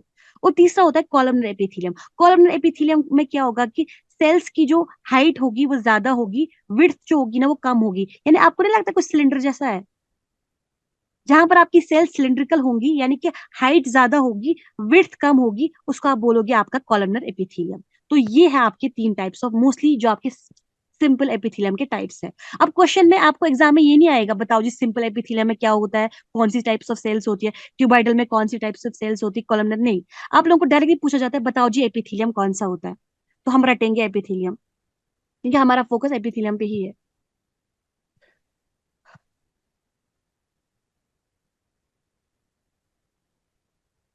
सी अब पहला हमारा सिंपल स्क्वेमस है। सिंपल स्क्वेमस में हमने क्या पढ़ा, हमने पढ़ा कि सिंगल लेयर ऑफ सेल्स है, सिंपल है तो सिंगल है, स्क्वेमस है तो फ्लैट है, ठीक है। कहाँ पे होंगी, बेसमेंट मेम्ब्रेन पे। अब देखो क्वेश्चन में एग्जाम में क्या क्वेश्चन आता है कि बताओ सिंपल एपिथेलियम कहाँ कहाँ पे होता है। सी आप लोगों को एक चीज याद रखूंगी, मैं शॉर्टकट में ट्रिक बताऊंगी। जो आपका रेस्पिरेटरी सिस्टम है ना, जो आपका रेस्पिरेटरी सिस्टम है, आपकी नेजल कैविटी से लेकर आपका आई थिंक ब्रोंक्यूल्स तक, आप लोगों को ये चीज पता है ना कि ब्रोंक्यूल्स जो होते हैं ना वो 3 तरह के होते हैं। सी ट्रैकिया जब होता है ना, ट्रैकिया से क्या निकलता है बाइफरकेट करके, Primary bronchial. है ना, ब्रोंकाई पहले, Bronchial. पहले ब्रोंकाई निकलेंगे, है ना, प्राइमरी ब्रोंकाई। ट्रैक नहीं, मैं शॉर्टकट में जो जो याद करवा रही हूँ उसको रट लो, बाद में पढ़ने की जरूरत नहीं है, पर्टिकुलरली एमपी बैच। सी ये जो ट्रैकिया है ना, ट्रैकिया से निकलते हैं आपके ब्रोंकाई, ठीक है, प्राइमरी ब्रोंकाई। प्राइमरी ब्रोंकाई से निकलते हैं आपके ब्रोंक्यूल्स, ठीक है। ये जो ब्रोंक्यूल्स होता है ना, इसमें क्या होता है, इसमें होता है आपके टाइप्स, पहले ब्रोंक्यूल्स होंगे, फिर टर्मिनल ब्रोंक्यूल्स होंगे, फिर रेस्पिरेटरी ब्रोंक्यूल्स होंगे।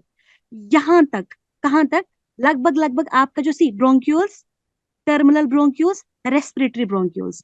आप याद रखोगे नेजल कैविटी से लेकर ऑलमोस्ट जो भी फेरिंग्स, लैरिंग्स, ब्रोंकाई, ठीक है, ब्रोंकाई तक, और ब्रोंक्यूल्स और आपके ये टर्मिनल ब्रोंक्यूल्स, यहां तक रखोगे याद, आपका सीडोस्ट्रैटिफाइड एपिथेलियम होता है। यहां तक नेजल कैविटी से लेकर यहां तक आपका कौन सा एपिथेलियम है, सीडोस्ट्रैटिफाइड। अब बचा 2, रेस्पिरेटरी ब्रोंक्यूल और एल्वियोलाई, इनका डिफरेंट एपिथेलियम याद रखना है आपको। सी जब एल्वियोली की बात आती है ना, एल्वियोली ऑफ लंग्स में जो एपिथेलियम होता है वो होता है सिंपल स्क्वैमस एपिथेलियम, ठीक है।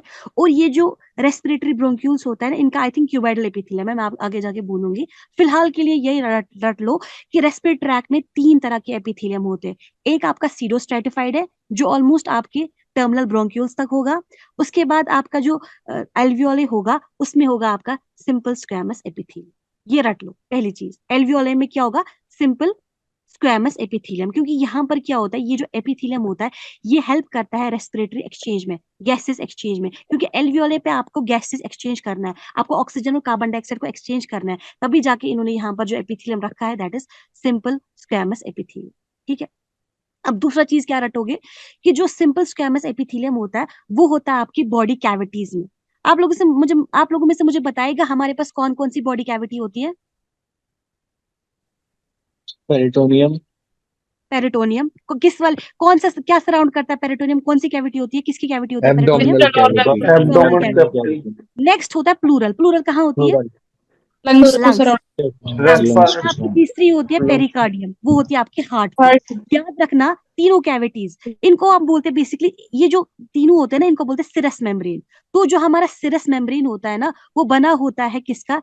Simple squamous epithelium. यानी कि जो कैविटी लाइन, जो मेम्ब्रेन लाइन करता है ना बॉडी कैविटी को, इनको आप बोलते हो सिरस। Y Sirsa? बिकॉज ये बना होता है दो लेयर का, एक होता है आपका विजरल लेयर, एक होता है पैराइटल लेयर। अंदर वाला विजरल होता है, बाहर वाला पैराइटल लेयर होता है। जो विजरल लेयर और पैराइटल लेयर होता है इनके बीच में एक फ्लूइड होता है, उसको आप बोलते हो सिरस फ्लूइड।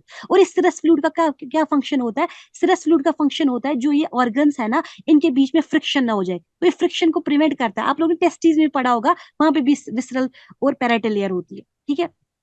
तो ये जो आपके जो बॉडी एग्जाम में अगर क्वेश्चन आया सिरस मेम्ब्रेन्स जो होते हैं यानी कि जो बॉडी कैविटीज को लाइन करते हैं उनमें कौन सा एपिथेलियम है? सिंपल स्क्वैमस एपिथेलियम है। या फिर डायरेक्टली पूछा जाए कि बॉडी कैविटीज में कौन सा एपिथेलियम है, that is your simple squamous epithelium. तो चाहे आपका पेरिकार्डियम है, चाहे आपका प्लूरल कैविटी है, चाहे आपका पेरिटोनियम है, तीनों में जो एपिथेलियम होता है वो होता है सिंपल स्क्वैमस एपिथेलियम। और आपको पता है ये जो सिंपल स्क्वैमस एपिथेलियम लाइन करता है ना बॉडी कैविटीज को, इसका नाम है मीजोथीलियम। ये भी क्वेश्चन में पूछा जाता है, ठीक है। This called is mesothelium. तो आपकी पेरिटोनियल कैविटी में जो मेम्ब्रेन होगा, आपका जो प्लूरल कैविटी का मेम्ब्रेन होगा, आपका जो पेरिकार्डियम वाला मेम्ब्रेन होगा, इसको आप बोलोगे मीजोथीलियम। जैसे आप लोग बोलते हो ना ब्लड वेसल्स में जो मेम्ब्रेन होता है उसको आप बोलते हो एंडोथीलियम। इसी तरीके से जो यहाँ पर एपिथेलियम लाइन करता है इसी एपिथेलियम का नाम है। सी एपिथेलियम जो है ना वो सिंपल स्क्वैमस एपिथेलियम ही है, लेकिन इसको आपने नाम दिया, स्पेशली नाम दिया मीजोथीलियम। ठीक है यहाँ तक? ये इज इट ओके? यस ठीक है। नेक्स्ट आता है आपका लूप ऑफ हेनली। जो लूप ऑफ हेनली होता है आपका, सी आप लोगों को किडनी किडनी पढ़ी होगी आप लोगों ने, आप लोगों को पता होगा कि जो ये होता है पहले एक बोमेंस कैप्सूल, फिर पीसीटी, फिर लास्ट में होता है लूप ऑफ हेनली। इसका ascending limb of loop of Henley होता है, डिसेंडिंग लिम्ब ऑफ। यहाँ पर क्या होता है? ट्रांसपोर्टेशन, एक्सचेंज, सोडियम बाहर अंदर जाना, कुछ और बाहर जाना, है ना। क्योंकि हमें यहाँ पे फ्लू, ये जो यूरिन होता है उसको कंसंट्रेट करना होता है, तो उस वजह से यहाँ पर क्या होता है? एक्सचेंज हो जाता है। तो ये जो आपका लूप ऑफ हेनली होता है और आपका जो बोमेंस कैप्सूल होता है, बोमेंस कैप्सूल में एक क्वेश्चन आता है यहाँ पर कौन सी सेल्स होती है जो कि फिल्ट्रेशन में हेल्प करती है? क्या नाम है उन सेल्स का? इसमें क्वेश्चन आता है पोडोसाइट्स पोडोसाइट्स। एग्जैक्टली, एग्जाम में ये क्वेश्चन भी आता है कि पोडोसाइट्स का क्या फंक्शन होता है। पोडोसाइट्स जो होती है वो हेल्प करती है फिल्ट्रेशन में। तो आपका जो बोमेंस कैप्सूल है, सी मैं डायग्राम क्यों मैं रिलेट क्यों करवा रही हूँ, क्योंकि रटना ना पड़े बाद में खुद से। आपका जो बोमेंस कैप्सूल है पहला, आपका जो लूप ऑफ हेनली है, किडनीज में दो चीजें हैं जहां पर आपका मिलता है सिंपल स्क्वैमस एपिथेलियम, ठीक है। और नेक्स्ट हमने पढ़ ही लिया था कि जो हमारी ब्लड वेजल्स होती है उसमें जो एंडोथेलियल सेल्स होती है उसमें भी जो एपिथेलियम होता है उसको आप बोलते हो सिंपल स्क्वैमस एपिथेलियम। यानी एंडोथेलियम में भी सिंपल स्क्वैमस एपिथेलियम होता है। और जो हार्ट होता है, मुझे आप लोग बताएंगे कि हार्ट में कितनी लेयर्स होती है? 3 तीन। तीन। क्या होती है? Pericardium, मीजोकार्डियम endocardium. एंडोकार्डियम, ठीक है। ये याद रखना कि जो एंडोकार्डियम होता है ना that is also simple squamous epithelium. See इससे क्या होगा? इससे हमें दो चीजें रट गई, एक तो एंडोकार्डियम भी है, एक तो एंडोथीलियम भी है, यानी ब्लड वेजल्स का। दोनों कौन सा है? दोनों सिंपल स्क्वैमस एपिथेलियम, ठीक है यहाँ तक।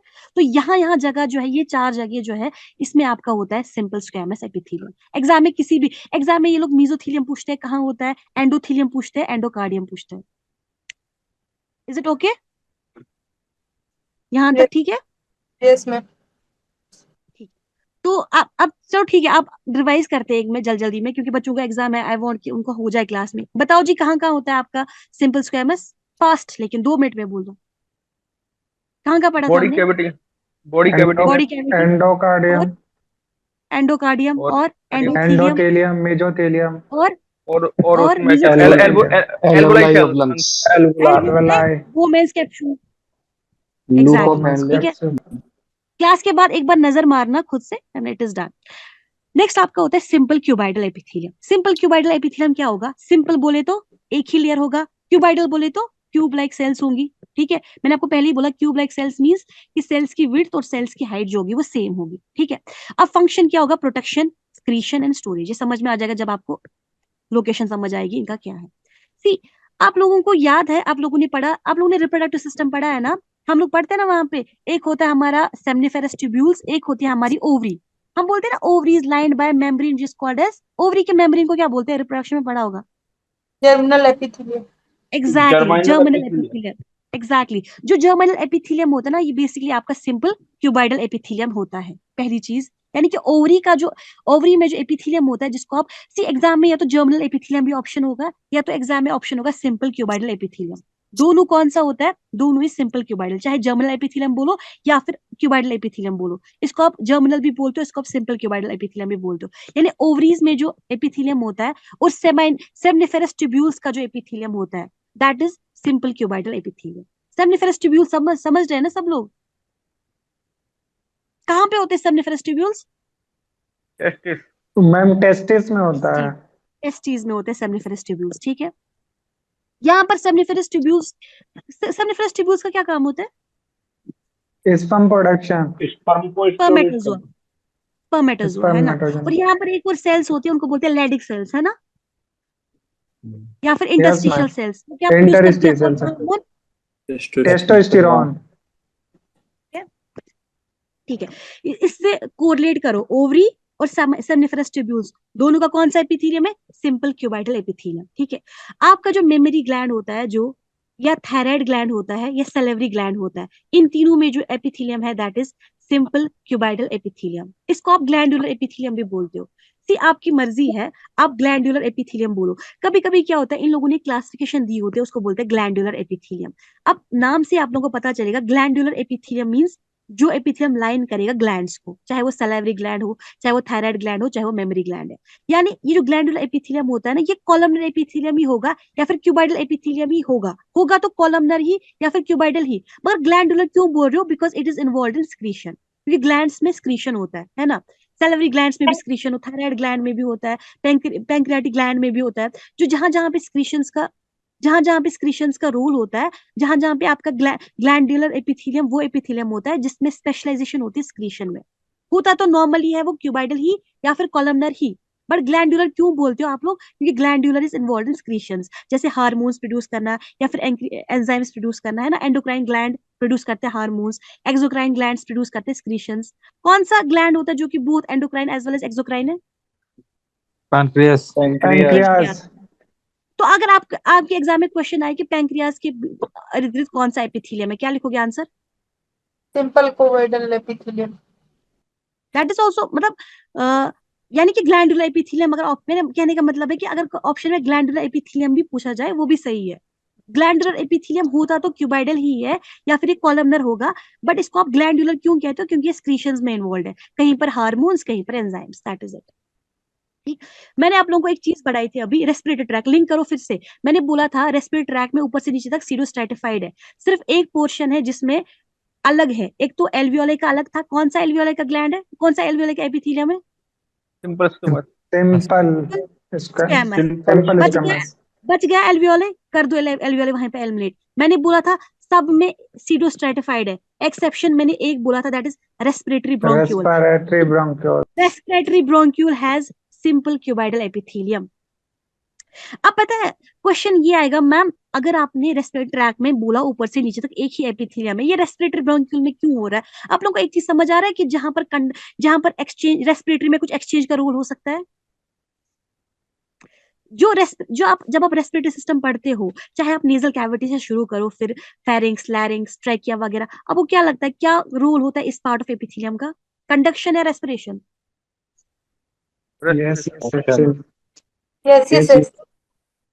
आप ऊपर गैस कंडक्शन। एक्सचेंज करोगे यार, आप लोग कंडक्शन होगा प्रोटेक्शन मैम। में नहीं, कंडक्शन ऊपर है, प्रोटेक्शन के कंडक्शन। लिए एल्वेलाई में मैम होगा सिर्फ एक्सचेंज। एग्जैक्टली, सी जो पार्ट ऑफ रेस्पिरेटरी ट्रैक आपका कंडक्शन में इन्वॉल्व है, कंडक्शन बोले तो सिर्फ पास करने में इन्वॉल्व है, चीजों को नीचे करने में इन्वॉल्व है कंडक्शन में। कंडक्शन मीन्स वो चीजों को पास कर रहा है, एयर आ रहा है बाहर से नीचे तक, वो वाला पार्ट आपका सीडो स्ट्रेटिफाइड है, क्योंकि यहाँ पर वेयर एंड टेयर वाला भी खतरा होता है। लेकिन जो नीचे वाला पार्ट है आपका, जहां पर आपका एक्सचेंज गैसेस एक्सचेंज का रोल है, वहां पर आपका कौन सा एपिथेलियम है? वहां पर आपका या तो सिंपल स्क्वैमस है या तो सिंपल क्यूबाइडल है। तो यही 3 एपिथेलियम आपके रेस्पिरेटरी ट्रैक में है। सी, इसको बाद में याद करना मुश्किल हो जाएगा, इसलिए बोल रही हूँ रट लो मेरे साथ ही कि रेस्पिरेटरी ट्रैक जो है इसमें एक तो ऊपर से नीचे तक जहां पे कंडक्शन का रोल है वहां तक सीडो स्ट्रेटिफाइड एपिथेलियम है, जो हमारे रेस्पिरेटरी ब्रोंक्यूल्स है वहां पर सिंपल क्यूबाइडल एपिथेलियम है, और जो हमारे एल्वियोलर है वहां पर आपका सिंपल स्क्वैमस एपिथेलियम है। तो 3 ही एपिथेलियम अपने रेस्पिरेटरी ट्रैक में याद करो। That is it. क्वेश्चन आता है एग्जैक्ट एग्जाम में ज्यादातर ट्रैकिया पे, बोलो ट्रैकिया में कौन सा एपिथेलियम है, वो आता है एग्जाम में। ठीक है, सी नेक्स्ट हमने ये एग्जाम्पल भी रट ली, और हमारे जो ग्लैंड्स होंगे, हमारी जो ओवरी होगी, हमारे जो सेमिनिफरस ट्यूब्यूल्स होंगे, वहां पर भी हमारा सिंपल क्यूबाइडल एपिथेलियम होगा। नेक्स्ट आता है हमारा जो पीसीटी है। सी, हमने पढ़ा था अभी बोमैन्स कैप्सूल, हमने पढ़ा था लूप ऑफ हेनली, बट हमारे पास एक और भी तो होता है पीसीटी। पीसीटी में जो एपिथेलियम होता है that is simple cuboidal epithelium. ठीक है, और ये जो पीसीटी होता है, पीसीटी में जो सिंपल क्यूबाइडल एपिथेलियम होगा, यहाँ पे प्रेजेंट होंगे माइक्रोविलाई, यानी वही एब्जॉर्प्शन का काम करना है। ठीक है, तो इसको हम बोलते हैं ब्रश बॉर्डर एपिथेलियम। सी, ब्रश बॉर्डर एपिथेलियम भी होता है एग्जाम में कभी। ब्रश बॉर्डर क्या होगा? Brush border basically cuboidal epithelium ही होगा, लेकिन इसके सरफेस पे, इसके एपिकल सरफेस पे होंगे प्रेजेंट माइक्रोविलाई, यानी कि एब्जॉर्प्शन में। आप लोगों को पता है ना कि पीसीटी में क्या क्या एब्जॉर्ब होता है? Yes, what is absorb? 100% क्या चीज एब्जॉर्ब होती है पीसीटी में? 100% electrolyte.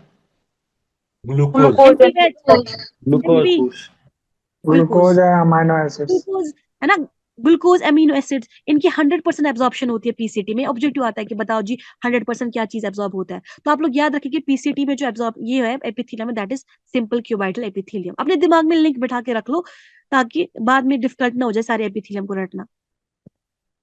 Next is simple columnar. Simple columnar क्या हो सकता है? सिंपल कॉलमनर हो सकता है वही बात कि एक तो एक ही लेयर ऑफ सेल्स है, और लेयर ऑफ सेल्स में क्या होगा? कॉलमनर है, यानी कि सिलिंड्रिकल सेल्स है, हाइट ज्यादा है, विड्थ कम है। ठीक है, जो सिंपल कॉलमनर एपिथेलियम होता है ये होता है हमारे स्टमक में, एबोमेसम में, हमारे इंटेस्टाइन्स में, हमारे गॉल ब्लैडर में। कुछ याद कर दो कोड एसआईजी। ठीक है, तो आपका स्टमक, आपका इंटेस्टाइन्स, आपका गॉल ब्लैडर, इनमें होता है आपका सिंपल कॉलमनर एपिथेलियम प्रेजेंट। ठीक है, और जो गॉबलेट सेल्स होती है, हमने अभी बोला कि हमारी बॉडी में जो म्यूकस प्रोडक्शन करता है उन सेल्स को हम बोलते हैं गॉबलेट सेल्स। तो गॉबलेट सेल्स का जो एपिथेलियम होता है वो भी मॉडिफाइड कॉलमनर सेल्स ही होती है। क्वेश्चन में आता है एग्जाम में, बताओ जी गॉबलेट सेल्स क्या होती है? Goblet cells are modified columnar sales.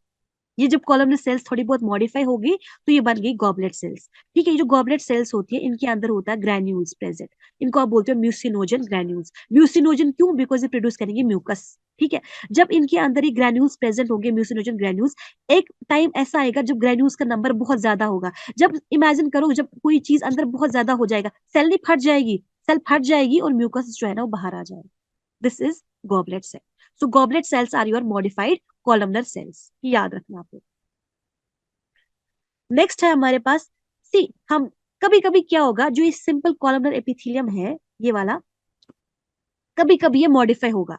Modify बोले तो इसकी सरफेस जो होगी एपिथेलियल सेल, इसमें मॉडिफिकेशन होगी। अब मॉडिफिकेशन हमने पहले ही पढ़ा था, modification can be cilia, modification can be microvilli. कहीं कहीं पे सीलिया होंगे, कहीं कहीं पे विलाई होंगे। अब ये डिपेंड करेगा क्या इसका रोल, अगर इसका रोल ट्रांसपोर्टेशन में है तो सीलिया होगा, अगर इसका रोल एब्जॉर्प्शन में है तो माइक्रोविलाई होंगे। ठीक है, अगर आपके कॉलमनर सेल्स के ऊपर सीलिया आएंगे तो आप इसको बोलोगे सिंपल सीलिएटेड कॉलमनर एपिथेलियम। कोई दिक्कत? सिंपल, अभी तक बोल रहे थे सिंपल कॉलमनर, अगर सीलिया आ गए तो आप बोलोगे सिंपल सीलेटेड कॉलमनर एपिथेलियम। अब क्वेश्चन ये है कि ये जो सिंपल सीलेटेड कॉलमनर एपिथेलियम है कहाँ कहाँ पे होंगे? ये होंगे आपके फेलोपियन ट्यूब में, ये होंगे हमारे एपिडिडाइमल सेल्स में। अच्छा, कोई बताएगा कि फेलोपियन ट्यूब में क्यों होंगे ciliated epithelium? Why cilia in Fallopian tube? समझो यार। मैम, ओवा, वो साइड्स को एग्जैक्टली, है ना, एग्जैक्टली, इसको ओवा को ट्रांसपोर्टेशन करनी है, ओवा को। ठीक है, क्योंकि फेलोपियन ट्यूब में क्या होगा, इसको यहाँ पर आप लोगों को पता है ना कि फेलोपियन ट्यूब का पहला पार्ट होता है इन्फंडिब्यूलम, है ना, यहाँ से वो ओवा वगैरह लेगा, फिर अंदर से उसने स्पर्म भी लिया होगा, यहाँ पर फर्टिलाइजेशन भी होगी, फिर उसको आगे भी भेजना है, तो तभी यहाँ पे सीलिया प्रेजेंट होगी, क्योंकि यहाँ पे ट्रांसपोर्टेशन का रोल है। अच्छा, ये एपेंडाइमल सेल्स कहाँ होती है? ब्रेन पे होता है। ब्रेन के वेंट्रिकल्स में, है ना, ब्रेन और के स्पाइनल कॉर्ड में भी होते हैं। ठीक है। तो जो ब्रेन होता है उसमें जो ब्रेन में जो वेंट्रिकल्स होते हैं और स्पाइनल कॉर्ड होता है, यहाँ पर प्रेजेंट होती है एपिडाइमल सेल्स, और इन दोनों जगहों पर आपका याद रखना इंपॉर्टेंट है, इन दोनों जगहों में जो आपका एपिथेलियम होगा that will be simple serrated columnar epithelium. ठीक है। अब नेक्स्ट चीज हो सकता है कि आपके एपिथेलियल सेल्स के ऊपर माइक्रोविलाई है। ठीक है। तो सी अगर माइक्रोविलाई प्रेजेंट है, तो माइक्रोविलाई अगर रेगुलरली अरेंज्ड है तो इनको उस टाइम पे होता है स्ट्रेटेड बॉर्डर। अगर माइक्रोविलाई इरेगुलरली अरेंज्ड है तब उसको बोलते हैं ब्रश बॉर्डर। ठीक है। तो ये जो माइक्रोविलाई वाले प्रेजेंट होते हैं ये आपके स्मॉल इंटेस्टाइन में होंगे। क्यों होंगे स्मॉल इंटेस्टाइन में? बिकॉज स्मॉल इंटेस्टाइन्स में आपको एब्जॉर्प्शन करना है। ठीक है। तभी वहां पे माइक्रोविलाई होंगे प्रेजेंट। और दूसरा आपके गॉल ब्लेडर में भी होते हैं। गॉल ब्लेडर को आप बोलते हो ब्रश बॉर्डर। ब्रश बॉर्डर बोले तो सी अगर माइक्रोविलाई रेगुलरली अरेंज्ड है, रेगुलरली, तब बोलते हैं हम स्ट्रेटेड बॉर्डर। अगर माइक्रोविलाई इरेगुलरली अरेंज्ड है तब हम बोलते हैं ब्रश बॉर्डर एपिथेलियम। तो एग्जाम में क्या आएगा सिंपली बताओ जी, कि जो सिंपल सिंपल कॉलमनर एपिथेलियम जिसमें विलाई होंगे वो कहाँ पे प्रेजेंट होंगे? स्मॉल इंटेस्टाइन में और गॉल ब्लेडर में। अगर सिलेटेड पूछा जाए तो फेलोपियन ट्यूब और एपेंडिडाइमल सेल्स में। सी आप लोगों के लिए क्वेश्चन है, मैंने आप लोगों को एक चीज अभी पढ़ाई थी, वो पढ़ाया था इंटेस्टाइन्स में कौन सा एपिथेलियम होता है और स्टमक में कौन सा एपिथेलियम होता है। आप लोग मुझे बताएंगे जो स्टमक है और जो इंटेस्टाइन्स है यहाँ पर सीलिया की जरूरत है? No ma'am.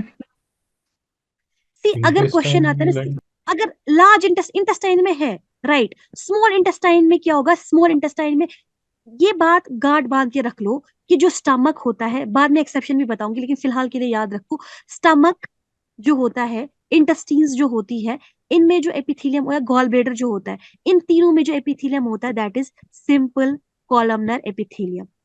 बस इतना पहले याद रखो, स्टमक, इंटेस्टाइन्स, गॉल ब्लेडर, कौन सा एपिथेलियम? Simple columnar.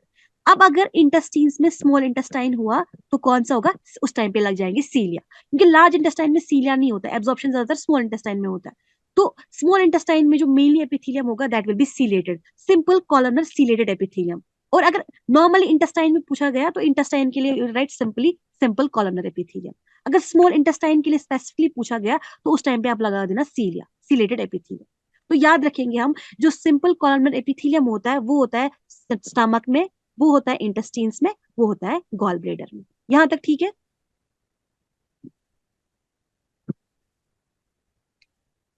ठीक है यहां तक? Yes, madam. Yes ma'am. Yes ma'am. यहां तक याद हो गया? Yes ma'am. सी यहाँ ये डायग्राम आपको समझ में आ गई, इसको मुझे समझाने की जरूरत ही नहीं है। अब होता है हमारे पास सीरो स्ट्रेटिफाइड, ये सबसे ज्यादा इंपॉर्टेंट है और ये सबसे ज्यादा इंपॉर्टेंट। ट्राइकिया मैंने ऑब्जेक्टिव्स में देखा हुआ है, ये ट्राइकिया पूछते हैं, इसको रट लेना। सी और आई कर्व, जो आई कर्व बैच के स्टूडेंट जो है ना, उनको लास्ट ईयर ये क्वेश्चन आया था, वेजिकुलर ग्लैंड्स देखा किसने पेपर में? This was asked in I curve 2024 I think, I curve को ये पूछा था। ठीक है। तो नेक्स्ट होता है, अच्छा एक मिनट रुकते हैं क्योंकि ये एपिथेलियम बहुत डिस्कसिंग है, बहुत चैलेंजिंग है।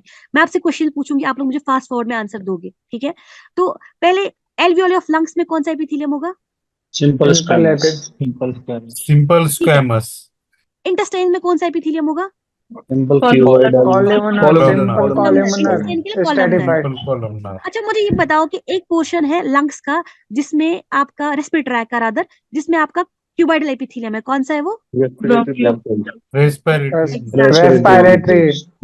एग्जैक्टली वेरी नाइस नाइस, मतलब याद हो रहा है। अच्छा मुझे ये बताओ कि जो जर्मिनल एपिथेलियम होता है वो कौन सा एपिथेलियम होता है? Cuboidal. Simple cuboidal, cuboidal, simple cuboidal. Exactly seminiferous tubules में कौन सा एपिथेलियम होता है? Simple cuboidal. Exactly that means चीजें रट गई है। ठीक है, हम चलेंगे नेक्स्ट सीडो स्ट्रैटिफाइड। हमने पहले ही बताया था कि हमने इसको सीडो स्ट्रैटिफाइड कहा। सीडो मींस झूठा, यानी ये था ही नहीं कभी स्ट्रैटिफाइड, ये तो झूठ बोल रहा है मैं स्ट्रैटिफाइड हूँ। हमें लग रहा है स्ट्रैटिफाइड है, ये नहीं था स्ट्रैटिफाइड। क्यों नहीं था? बिकॉज हमें लग रहा था कि न्यूक्लियर की जो लाइन है, अलाइनमेंट है, कोई नीचे है, कोई ऊपर है, कोई ऊपर है। हमें लग रहा था कि शायद अलग अलग तरह की सेल्स है। बट चूंकि क्या हुआ कि बेसमेंट मेम्ब्रेन तक सारी सेल्स पहुंच गई थी लेकिन ऊपर तक आई नहीं थी, तो हमें लगा शायद अलग अलग लेयर्स की सेल्स है, बट ऐसा नहीं था। तभी हमने इसको बोला सीडो स्ट्रैटिफाइड एपिथेलियम। ठीक है, ये जो सीडो स्ट्रैटिफाइड एपिथेलियम होता है ना, ये मोस्टली होता है सीलेटेड, इसमें ज्यादातर होता है सीलेटेड। अगर इसमें सीलेटेड होता है तो आप क्या नाम दोगे? Pseudo stratified ciliated epithelium. अब डिपेंड करेगा ये कॉलमनर है या फिर कुछ और है। सी यहाँ पर क्या क्वेश्चन आता है, अगर आपको एग्जाम में पूछा जाता है ये वाला अच्छे से देख लो, ये वाला, इसमें मैंने ऑब्जेक्टिव्स देखे। ये है सीडो स्ट्रेटिफाइड, समझ लो ना, सीडो स्ट्रेटिफाइड मतलब झूठा स्ट्रेटिफाइड, यानी एक ही लेयर है। किसकी एक ही लेयर है? कॉलमनर एपिथेलियम की। ठीक है, यानी type of hair pack columnar मिला है एपिथेलियम। बेटा, के लिए कुछ मंगा दे। हैं? चीज नहीं, चीज मिल जाएगी। मैम बंद कर दीजिए। सी क्या है ये? Pseudo false stratified ciliated columnar epithelium. See ciliated columnar, यानी कि सेल्स कैसी होंगी? सेल्स कैसी होंगी? कॉलमनर। ठीक है, न्यूक्लियर लेकिन होगा ऐसे, कहीं पे कहीं ऐसे, कहीं पे हमें लगेगा डिफरेंट लेयर ऑफ सेल्स है। और साथ में क्या होंगे? ये हो गया सीडो स्ट्रेटिफाइड, साथ में क्या? सिलेटेड, यानी कि यहाँ पे सीलिया है, साथ में क्या? कॉलमनर एपिथेलियम है। ठीक है, और साथ में यहाँ पे आपको बीच बीच में गॉबलेट सेल्स भी दिखेंगी, ऐसे ऐसे होती है बीच में गॉबलेट सेल्स, कोई जो म्यूकस वगैरह प्रोड्यूस करती है। अब कोई बोलेगा मैम इसमें गॉबलेट सेल्स क्यों है? क्योंकि हमें पता है कि रेस्पिरेटरी ट्रैक में हमारा म्यूकोसेलरी क्लियरेंस है, यानी वहां पे गॉबलेट सेल्स का भी होना सीला के साथ साथ बहुत जरूरी है। ये वाला एपिथेलियम कहाँ होगा? इसको आप रेस्पिरेटरी ट्रैक एपिथेलियम भी बोलते हो, इस वाले एपिथेलियम को। ये होता है यहाँ पर, मैंने आपको पहले ही बोला था, नेजल कैविटी, नेजोफेरिंक्स, लैरिंक्स, ट्रैकिया और ब्रोंकाई। यहाँ पर जो आपका एपिथेलियम होगा दिस विल बी कौन सा एपिथेलियम हो गए? Pseudo stratified ciliated columnar epithelium. यहाँ तक ठीक है ये? यानी सी इनफैक्ट ब्रोंकाई के बाद जो आते हैं ना हमारे और दो ब्रोंक्यूल्स, आपके ब्रोंक्यूल्स, सी पता नहीं आप लोगों को ये रेस्पिरेटरी ट्रैक का चेन याद है, बट मैं कोशिश करूंगी। देखो ट्रैकिया जो होता है ना, ट्रैकिया के बाद होते हैं प्राइमरी ब्रोंकाई, दो प्राइमरी ब्रोंकाई के बाद होते हैं ब्रोंक्यूल्स, ब्रोंक्यूल्स के बाद होते हैं I think terminal bronchioles, terminal bronchioles के बाद होते हैं रेस्पिरेटरी ब्रोंक्यूल्स। हमने रेस्पिरेटरी ब्रोंक्यूल्स का अलग नाम रखा था ना, अलग एपिथेलियम पढ़ा था ना, ट्यूबाइडल वाला। यस अब मैम। बचता था हमारा ये वाला पोर्शन, ये नेजल कैविटी से लेकर हमारा लगभग कहाँ तक? टर्मिनल ब्रोंक्यूल्स तक। यहाँ पर होगा हमारा कौन सा वाला epithelium? Pseudo stratified ciliated columnar epithelium. ये ठीक है।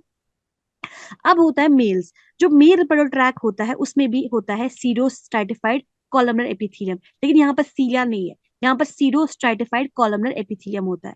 ये होता है एपिडिडाइमस में, ये होता है वास एफरेंशिया में, ये होता है वास डिफरेंस में। सी आप लोगों ने ये चीज पढ़ी कि सेमनिफेरस ट्यूब्यूल्स में कौन सा एपिथेलियम होता है? Simple cuboidal. Simple cuboidal. आप लोगों ने ये चीज पढ़ी है कॉलमनर कि कॉलम। आप लोगों ने ये चीज पढ़ी है कि सिंपल ये जो ये होता है सेमनिफेरस ट्यूब्यूल्स होता है, यहाँ से ये मिलके बनाते हैं, क्या बनाते हैं? Tubular recti. पढ़ा है? Yes yes ma'am. Ma'am, tubular recti. Tubular recti मिलके क्या बनाता है? रेडिटेस्टिस। हाँ, पढ़ा फिर है ना? एपिडाइडमिस। हाँ। नहीं, रेडिटेस्टिस मिलके बनाता है वाजा एफरेंशिया, वाजा एफरेंशिया बाद में बनाता है एपिडिडाइमस।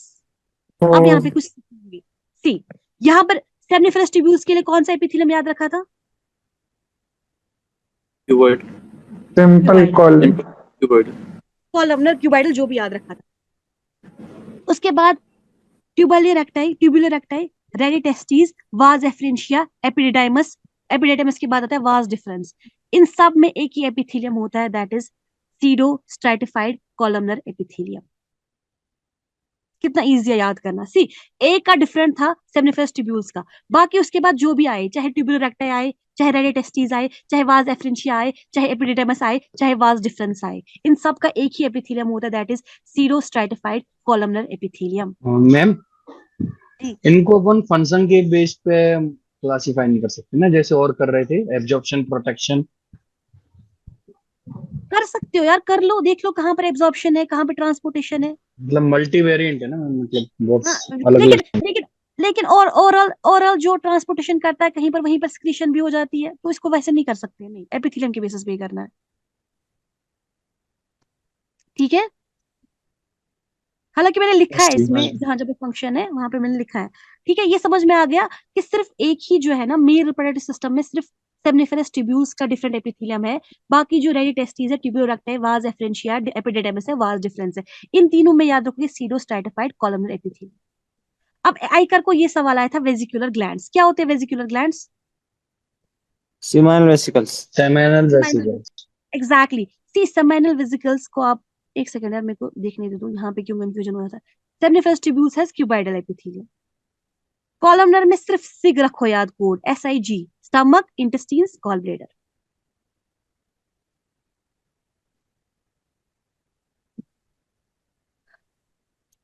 एक सेकंड, कहाँ थी मैं? हाँ, सी अब क्या है, simple columnar, simple cuboidal, sorry, seminiferous tubules का सिंपल क्यूबाइडल था। बाकी जो भी मेन रिप्रोडक्टिव सिस्टम बचता है ना, याद करना डिफिकल्ट हो जाएगा इंडिविजुअली, तो जो मैं बोल रही हूँ ना वही करो। सेमनिफेरस ट्यूब्यूल्स का अलग कर दो क्यूबाइडल, बाकी जो भी बचता है ना ट्यूब्स, ट्यूब्स जो भी है, लैर ये है, आप एपिडाइडमस है, एफरेंशिया, डिफरेंशिया, रेड प्लेसिस ट्यूबरक्ट, उन सब का याद रखना। सीरोस्ट्राटिफाइड कॉलमनर एपिथेलियम। अब जो वेजिकुलर ग्लैंड्स होते हैं जिनको आप सेमाइनल वेसिकल्स भी बोलते हो, इसका भी सेम एपिथेलियम है, सीरोस्ट्राटिफाइड कॉलमनर एपिथेलियम। ये आया था आइकर में 2024 में, आई थिंक। अब बचता है ये दो क्वेश्चंस हमारे, कि यार हमने तो पूरा सी, मैंने क्या किया, मैंने ये बुक में बहुत डीप लिखा था, बट मैंने क्या किया, मैंने सोचा कि ये आपको यहाँ पर ना कंपेरेटिव हो जाएगा, आसान हो जाएगा याद करना। ये जब हमने वेजिकुलर ग्लैंड पढ़ा, अब क्यों ना हम और दो ग्लैंड देखिए, हमारे पास और कौन सा होता है, प्रोस्टेट ग्लैंड और बल्बो यूरेथ्रल या फिर कॉपर्स ग्लैंड। ये जो बल्बो यूरेथ्रल है और प्रोस्टेट ग्लैंड है, यहाँ पर आपका होता है सिंपल क्यूबाइडल या फिर कॉलमनर, दोनों में से एक होगा, या तो क्यूबाइडल होगा या तो कॉलमनर होगा। सी अब इससे हमें दो चीजें समझ में आ रही है कि रिप्रोडक्टिव, मेल रिप्रोडक्टिव सिस्टम में जो एपिथेलियम होता है ना, वो दो तरह का मेनली होता है, या तो सीडोस्ट्राटिफाइड कॉलमनर होगा या तो सिंपल क्यूबाइडल होगा, क्योंकि सेमनिफेरस ट्यूब्यूल्स में भी सिंपल क्यूबाइडल है और इन दोनों में भी, बल्बो यूरेथ्रल और प्रोस्टेट में भी सिंपल क्यूबाइडल है, या फिर इसका कॉलमनर एपिथेलियम रख लो। यहाँ तक ठीक है? Yes ma'am. Yes, madam. आयकर वालों का ये क्वेश्चन आया था, तो उनको मैं बोल दूंगी कि ये इसका जो मेल रिप्रोडक्टिव सिस्टम है ना, इसको अच्छे से देख लो, क्योंकि ये आया था लास्ट वाले पेपर में क्वेश्चन। ठीक है, नेक्स्ट आता है स्ट्रेटिफाइड। अब स्ट्रेटिफाइड क्या हो सकता है? स्ट्रेटिफाइड बोले तो बहुत सारी लेयर्स हो सकती है, मल्टीपल लेयर्स ऑफ सेल्स होंगी जो कि अरेंज होगी किसी बेसमेंट मेम्ब्रेन पे। ठीक है, मतलब ऐसे होगा, ऐसे ऐसे ऐसे। आप लोगों को एक ट्रिक बताऊंगी, आप लोगों को क्या लगता है ये जो सारी लेयर्स ऑफ सेल्स होंगी सेम होती है? नहीं, नहीं होती है। तो आप इसको किस बेसिस पे स्क्वामस, किस बेसिस पे कॉलमनर नाम रखते हो? ये फंक्शन के बेसिस बेसमेंट फंक्शन को के बेसिस पे नहीं रखते, Superficial layer. जो Superficial बेसमेंट layer. को अटैच करती है लेयर, वो मतलब ऊपर वाली लेयर कैसी होगी, जो ऊपर वाली लेयर है ना दिखने में, सुपरफिशियल लेयर मींस ऊपर वाली लेयर, तो ऊपर वाली लेयर कैसी होगी उसके बेसिस पे हम इसको स्कैमस नाम रखेंगे, हम इसको कॉलमनर नाम रखेंगे, हम इसको क्यूबाइडल नाम रखेंगे। अदरवाइज जो सेल्स की लेयर्स होती है ना वो डिफरेंट होती है, ऐसा नहीं है कि सारी लेयर सेम होती है ना। जो सुपरफिशियल लेयर होती है ना उसके बेसिस पे आप इसका नाम रख देते हो, फिर स्क्वामस बोलो, क्यूबाइडल बोलो या फिर कुछ और बोलो, it is based on superficial layer. अब क्वेश्चन ये है कि ये जो स्ट्रेटिफाइड, पहला हमने रखा है स्ट्रेटिफाइड स्क्वैमस एपिथेलियम। आप लोगों में से मुझे मुझे आप लोगों में से कोई बताओ कि इसमें एक लेयर होंगी या मल्टीपल लेयर होंगी? Multiple. Multiple layer. हाँ, तो टॉप लेयर कौन सी होगी? Squamous. सुपरफिशियल लेयर, ऊपर वाली स्क्वैमस। जो बाकी लेयर्स होती है ना वो होती है कॉलमनर। ठीक है, तो बाकी जो लेयर्स होंगी वो कॉलमनर होंगी, सिर्फ जो सुपरफिशियल लेयर होंगी वो होंगी आपकी स्क्वैमस। इसी बेसिस पे इसका नाम रखा हमने स्ट्रेटिफाइड स्क्वैमस एपिथेलियम। अब जो स्ट्रेटिफाइड स्क्वैमस एपिथेलियम है ना, ये दो तरह की होती है, एक होती है कॉर्निफाइड, एक होती है नॉन कॉर्निफाइड। कॉर्निफाइड बोले तो केराटिनाइज्ड है ना, सेम बात है ना, कॉर्निफाइड बोलो या केराटिनाइज्ड बोलो, सेम है ना। यस, अब ये बताएगा कोई कि केराटिनाइज क्या होता है, what is keratinize layer? Dead cells होते हैं, कॉर्निफाइड, प्रोटीन। एग्जैक्टली जो ऊपर वाली लेयर में सेल्स होती है ना, जब वो मरती है ना, तो जब वो डेड हो जाती है, तो वो जो सेल्स होती है ना वो वहां पे केराटिन, केराटिन डिपोजिशन होती है। तो ये जो ऊपर वाली सेल्स है ना ये बनाती है फिर केराटिन, मरने के बाद ये बनती है केराटिन लेयर, यहाँ पे बनती है। ये असली डेड सेल्स ही होती है जो यहाँ पे केराटिन लेयर बनाती है।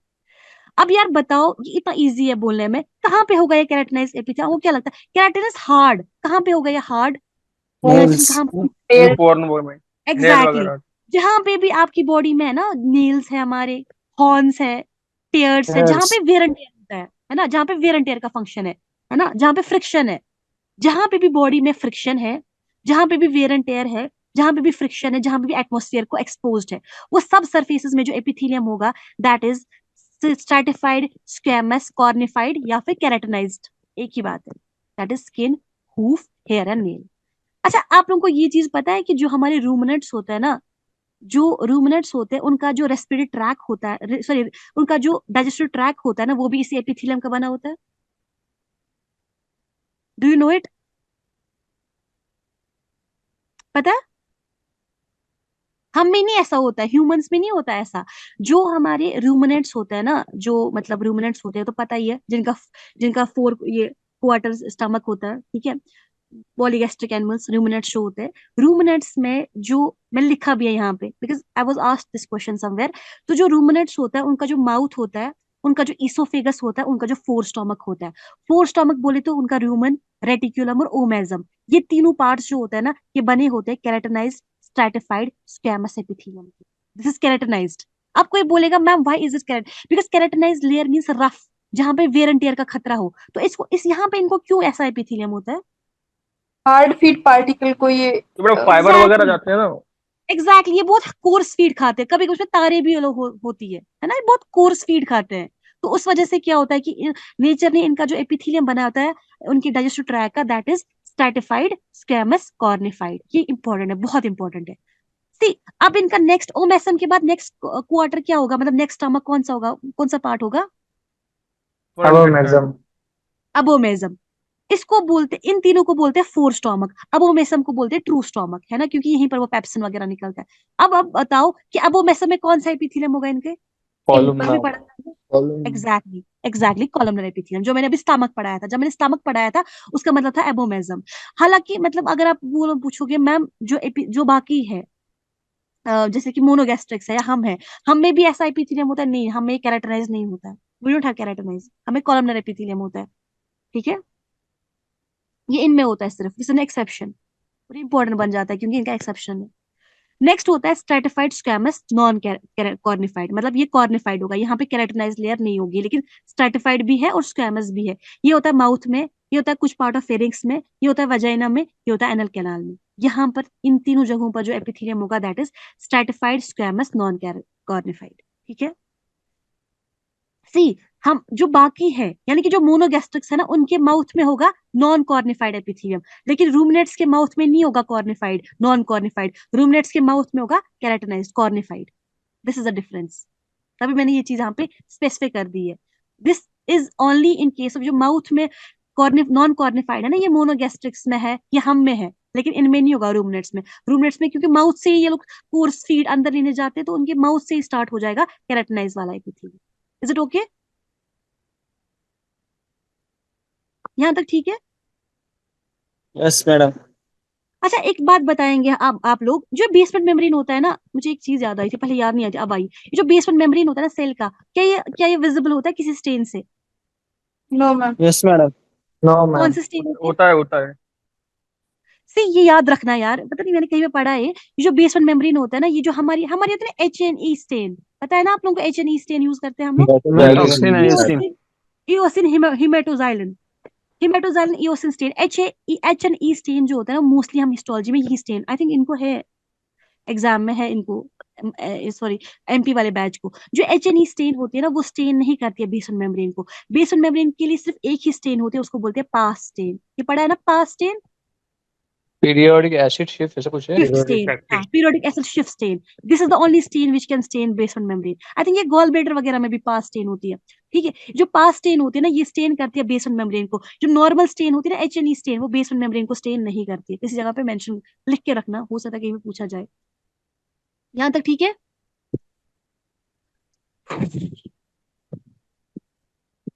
नेक्स्ट है आपका स्ट्रैटिफाइड कॉलमनर एपिथेलियम। अभी क्या होगा स्ट्रैटिफाइड कॉलमनर? सेम बात है, बहुत सारी लाइंस होंगी, लेकिन कॉलमनर एपिथेलियम होगा। ये होता है कुछ पार्ट ऑफ फेरिंग्स में, ये होता है मेल यूरेथ्रा में, ये होता है फॉर्निक्स ऑफ कंजक्टिवा में। ये कंजक्टिवा का फॉर्निक्स समझ में आ रहा है? Yes madam. कंजक्टिवा कहाँ होता है? आइज। आईज में वो दो लेयर्स होती है ना, कुछ लैबियर और पाल्पेब्रल कंजक्टिवा, जहां पे वो दोनों मिलती है उसको बोलते हैं फॉर्निक्स ऑफ कंजक्टिवा। तो यहाँ पर भी आपका जो एपिथेलियम है वो है स्ट्रैटिफाइड कॉलमनर एपिथेलियम। बट हाँ, I will give a trick, don't remember this, not important, नहीं आएगा ये, जो मैंने पहले बोला वही आएगा एग्जाम में। दूसरा है स्ट्रैटिफाइड कॉलमनर सिलेटेड एपिथेलियम। ये जो स्ट्रैटिफाइड कॉलमनर होगा, सी अगर स्ट्रैटिफाइड कॉलमनर सिर्फ होगा, अगर इस कॉलमनर पे आप सीलिया भी होंगे, तब आप इसको बोलोगे स्ट्रैटिफाइड कॉलमनर सिलेटेड एपिथेलियम। ये होता है कुछ पार्ट ऑफ लेरिंजियल कैविटी में। सी लैरिंग्स में जो मेनली एपिथेलियम होता है वही होता है, सीडोस्ट्रैटिफाइड ही होता है, सीडोस्ट्रैटिफाइड सिलेटेड कॉलमनर। लेकिन कुछ पार्ट ऑफ लेरिंग्स ऐसा होगा जहां पर आपको स्ट्रैटिफाइड कॉलमनर सिलेटेड एपिथेलियम मिलेगा, और जो सॉफ्ट पैलेट होता है उसके जो नीजल सरफेस होती है उस पे होता है। ये सॉफ्ट पैलेट कहाँ पे होता है प्रेजेंट? माउथ में। है ना, माउथ में दो, एग्जैक्टली माउथ में दो पैलेट होता है, एक तो हार्ड पैलेट होता है, एक सॉफ्ट पैलेट होता है, समझ में आता है ना ये? Hard palate and Yes, soft palate. Hard palate hard क्यों होता है? बोन होता है उसमें। यहाँ पे और हाँ, और यहाँ पे वो ट्रांसवर्स रिजेस होती है प्रेजेंट, है ना? ये पढ़ना पड़ेगा आप लोगों को एनाटॉमी में। तो यहाँ पर सॉफ्ट पैलेट में भी ही स्ट्रैटिफाइड कॉलमनर सिलेटेड एपिथेलियम होता है। ये दो इंपॉर्टेंट नहीं है, नहीं पूछा जाएगा। नेक्स्ट हमारा जो एपिथेलियम है दैट इज, ये सबसे ज्यादा important, that is transitional epithelium, सबसे ज्यादा important, very important. This is important and respiratory epithelium is very important. और जो पहला मैम ये लैरिंजियल कैविटी में आप बोल रही हो तो इसमें जो कार्टिलेज होते हैं जैसे क्रिकॉइड, यहाँ एरेटिनॉइड पर और वहीं पर होता है, वहीं पर एग्जैक्टली जहाँ पे वो कार्टिलेज होता है, क्रिकॉइड वगैरह, वहीं पर होता है ये एपिथेलियम। बाकी वाले पोर्शन में सीडोस्ट्रैटिफाइड ही है, राइट। नेक्स्ट है ट्रांजिशनल, सबसे ज्यादा इंपॉर्टेंट है ये आपका एपिथेलियम। कहाँ पे होता है ट्रांजिशनल एपिथेलियम? यूरिनरी ब्लैडर में। एग्जैक्टली। इसका दूसरा नाम होता है यूरोथीलियम। सी हमने कितने थीलियम पढ़े? हमने मीजोथीलियम पढ़ा, हमने एंडोथीलियम पढ़ा, हमने एक और पढ़ा था, कौन सा था वो हार्ट वाला? कौन सा था वो? Myocardium, endocardium. एंडोथीलियम, है ना? तो एक और थीलियम है आपका यूरोथीलियम। यूरोथीलियम होता है आपके यूरिनरी ब्लेडर में, एग्जाम में डायरेक्टली पूछा जाता है। जो ट्रांजिशनल एपिथेलियम होता है ना, ये सिर्फ आपके यूरिनरी ब्लेडर में प्रेजेंट होता है। बिकॉज सी ये ट्रांजिशनल एपिथेलियम होगा ना, ये सिर्फ यूरिनरी ब्लेडर में प्रेजेंट होता है, मतलब सिर्फ यूरिनरी ट्रैक में प्रेजेंट। यूरिनरी ब्लेडर में सिर्फ नहीं होता, बेसिकली सिर्फ आपके यूरिनरी ट्रैक में होता है प्रेजेंट। जब आपके सिर्फ यूरिनरी ट्रैक में प्रेजेंट है तभी इसका नाम है यूरो एपिथेलियम या फिर यूरोथीलियम। ये इंपॉर्टेंट है। अब कोई बोलेगा मैम ये ट्रांजिशनल एपिथेलियम क्या होता है? ये ट्रांजिशनल एपिथेलियम होता है ना, ये बना होता है डिफरेंट लेयर्स ऑफ सेल्स के, 3 से 4 लेयर्स ऑफ सेल्स की बनी होती है। और ये जो सेल्स होती है ना, ये फ्लैट हो जाती है जब उनको स्ट्रेच किया जाता है। मतलब स्ट्रेच कैसे होंगी? जब जब यूरिनरी ब्लेडर में यूरिन बहुत बढ़ जाएगा, है ना? आप लोगों को पता है यूरिनरी ब्लेडर की जो कैविटी होती है उसको क्या बोलते हैं? What is this cavity called as? पता नहीं क्या क्या याद आ जाता है बीच बीच में। ट्राइगोन। सही है, ट्राइगोन। यूरिनरी ब्लेडर की जो कैविटी होती है उसको बोलते हैं ट्राइगोन। और यहाँ पर जो एपिथेलियम होगा वहां पे ट्रांजिशनल एपिथेलियम होगा। इमेजिन करो कि आपकी यूरिनरी ब्लेडर फुल है, ठीक है? तो फुल जब होगा तो ये स्ट्रेच नहीं करेगा, तो उस दौरान जो सेल्स होती है ना, स्ट्रेच हो जाती है आपकी ट्रांजिशनल एपिथेलियम की सेल्स, ठीक है? तो होगा क्या यार, सी ट्रांजिशनल एपिथेलियम को ट्रांजिशन क्यों बोलोगे? पहली लेयर होगी सुपरफिशियल लेयर जो होगी ना, वो बनी होगी पॉलीहेड्रल सेल्स की। उसके बाद जो इंटरमीडिएट लेयर होगी वो होगी पेयर शेप्ड सेल्स की ये। उसके बाद जो नेक्स्ट लेयर होगी, नेक्स्ट 1 to 3, यहाँ पे होंगी क्यूबाइडल सेल्स। तो तभी इसको बोलते हैं ट्रांजिशनल एपिथेलियम। पॉलीहेड्रल समझ रहे हो ना, मतलब पॉलीहेड्रल मींस पॉलीगोनल टाइप, ठीक है? इसको किसी किसी बुक पे अम्ब्रेला शेप्ड सेल्स भी बोलते हैं, कि अपर लेयर जो होती है वो अम्ब्रेला शेप्ड सेल्स होती है। अपनी मर्जी है, अम्ब्रेला शेप्ड याद रखो या फिर पॉलीहेड्रल सेल्स याद रखो। इसमें क्वेश्चन में सिर्फ यही आएगा कि ट्रांजिशनल एपिथेलियम कहाँ प्रेजेंट होता है। And this is present in your urinary bladder. पहली चीज बहुत इंपॉर्टेंट है, आपके यूरेटर में, पेल्विस ऑफ किडनी में यानी रेनल पेल्विस में, और पार्ट ऑफ यूरिथ्रा में प्रेजेंट होता है। इन चारों जगहों पे। एंड मोस्टली इंपॉर्टेंट, ये इंपॉर्टेंट नहीं है, this is urinary bladder is important. तभी इसका नाम रखा गया है यूरो एपिथेलियम भी या फिर यूरोथीलियम भी, ठीक है? क्लियर? Yes, ma'am. ठीक है। सी अब इसमें कुछ क्वेश्चंस, इतना ही एपिथेलियम में हो गया आपका पहला टॉपिक खत्म। अब हम कुछ क्वेश्चंस करेंगे। बताओ जी, यूरिनरी ब्लेडर में कौन सा एपिथेलियम होता है?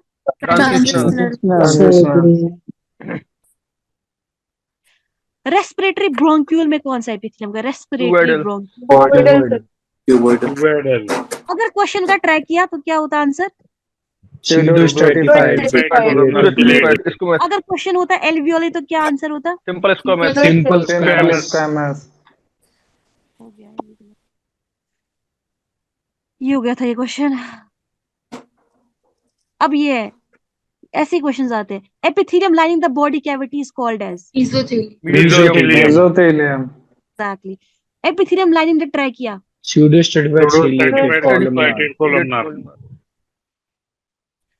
अब ये देखो, एक क्वेश्चन है, simple squamous epithelium lining the blood endothelium. Exactly. Endocardium में भी होता है ना, लेकिन ब्लड वेसल्स में तो एंडोथेलियम होगा, है ना? ब्लड बॉडी कैविटी में मेसोथेलियम होगा, हार्ट में एंडोकार्डियम। दिस इज इट, हो गया। This is it for the day. समझ में आ गया क्या आप लोगों को? Yes, ma'am. किसी को कोई प्रॉब्लम है क्या क्लास में? सी यार मुझे पता है No कि यार मैम, बढ़िया है, अच्छा है। कि यार मुझे पता है कि इसमें बहुत सारा ये आगे बहुत टफ होने वाला है।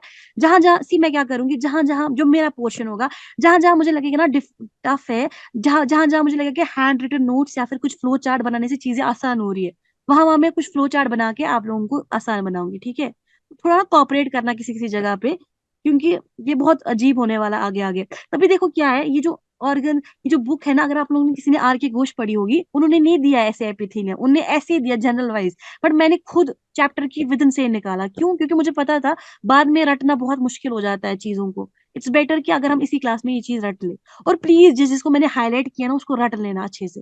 मैंने मतलब आप लोगों को कोशिश की क्लास में रटवाने की, क्योंकि मैंने क्वेश्चंस देखे थे क्या क्या आते हैं। लेकिन कोशिश करना कि क्लास के इमीडिएट बाद ही इस चीज को रिवाइज करो, पर्टिकुलरली एमपी बैच। ठीक है, सो जो हिस्टोलॉजी वाला पोर्शन है ना, basic histology, I will try कि मैं इसको कल वाली क्लास में खत्म करूं, ऑर्गन्स के से पहले ही खत्म करूं, क्योंकि इसमें हमें अभी नर्वस पढ़ना है। क्योंकि गुजरात वाले बैचों का नर्वस टिश्यू भी नहीं, नर्वस वाला फिजियोलॉजी नहीं हुई थी। वो बोल रहे थे मुझे बच्चे कुछ कुछ। सी ये जो है ना, ये वाला पार्ट, ये वाला पार्ट, ये वाला पार्ट, आई विल ट्राई कि इसको मैं कल के एक ही लेक्चर में खत्म करूंगी। इसमें हमने बहुत सारी चीजें पढ़ी है, जैसे कि मास सेल्स, रेटिकुलर सेल्स, हमने बहुत सारी चीजें पढ़ी है। या फिर स्केलेटल टिश्यू, मसल टिश्यू का जो स्केलेटल सिस्टम है ना, ये हमने ऑलरेडी पढ़ा हुआ है अपने मीट वाली क्लासेस में। जिसने मेरी पास मीट क्लास दी होगी उसने पढ़ा होगा ये चीज। अच्छा मुझे ये बताओ कि जो स्केलेटल टिश्यू है ना, ये बना, आप लोगों को पता होगा ना कि ये बना होता है, किसका बना होता है? ये मायोफिब्रिल है ना। पता है एग्जाम में क्या क्वेश्चन आते हैं? पेरीमाइसियम बोलो, एंडोमाइसियम बोलो, मायोफिब्रिल बोलो, ऐसे क्वेश्चन आ जाते हैं। आप लोगों ने ये पढ़ा है ना मायोफिब्रिल किसका बना होता है? Myofibril myosin actinomyosin actin myosin tropomyosin troponin. Sarcomere है ना, अच्छा। सार्कोमेर बोलते हैं ना उसको। Structural function unit of the muscle cell is sarcomere. तो सार्कोमेर जो होता है आपका, that is distance between two Z lines, है ना। तो ये बना होता है आपके एक्टिन स्ट्रक्चरल नहीं फिलामेंट्स। होता मैम, ये तो फंक्शनल होता है। एग्जैक्टली, स्ट्रक्चरल आपका मायोफिब्रिल होता है, राइट यार। सी ये जो जेड लाइंस दो है, इसमें क्या होगा, ये बना होता है आपके एक्टिन फिलामेंट का, आपके मायोसिन का बना होता है। उसके बाद ट्रोपोमायोसिन, ट्रोपोनिन वगैरह होता है। मुझे ये बताओ कि कल की क्लास में मैं, क्योंकि मैंने बहुत डिटेल पढ़ा है मीट में, आप लोगों में सबने ये पढ़ा है क्या कि कल मुझे डिटेल करना है इसको?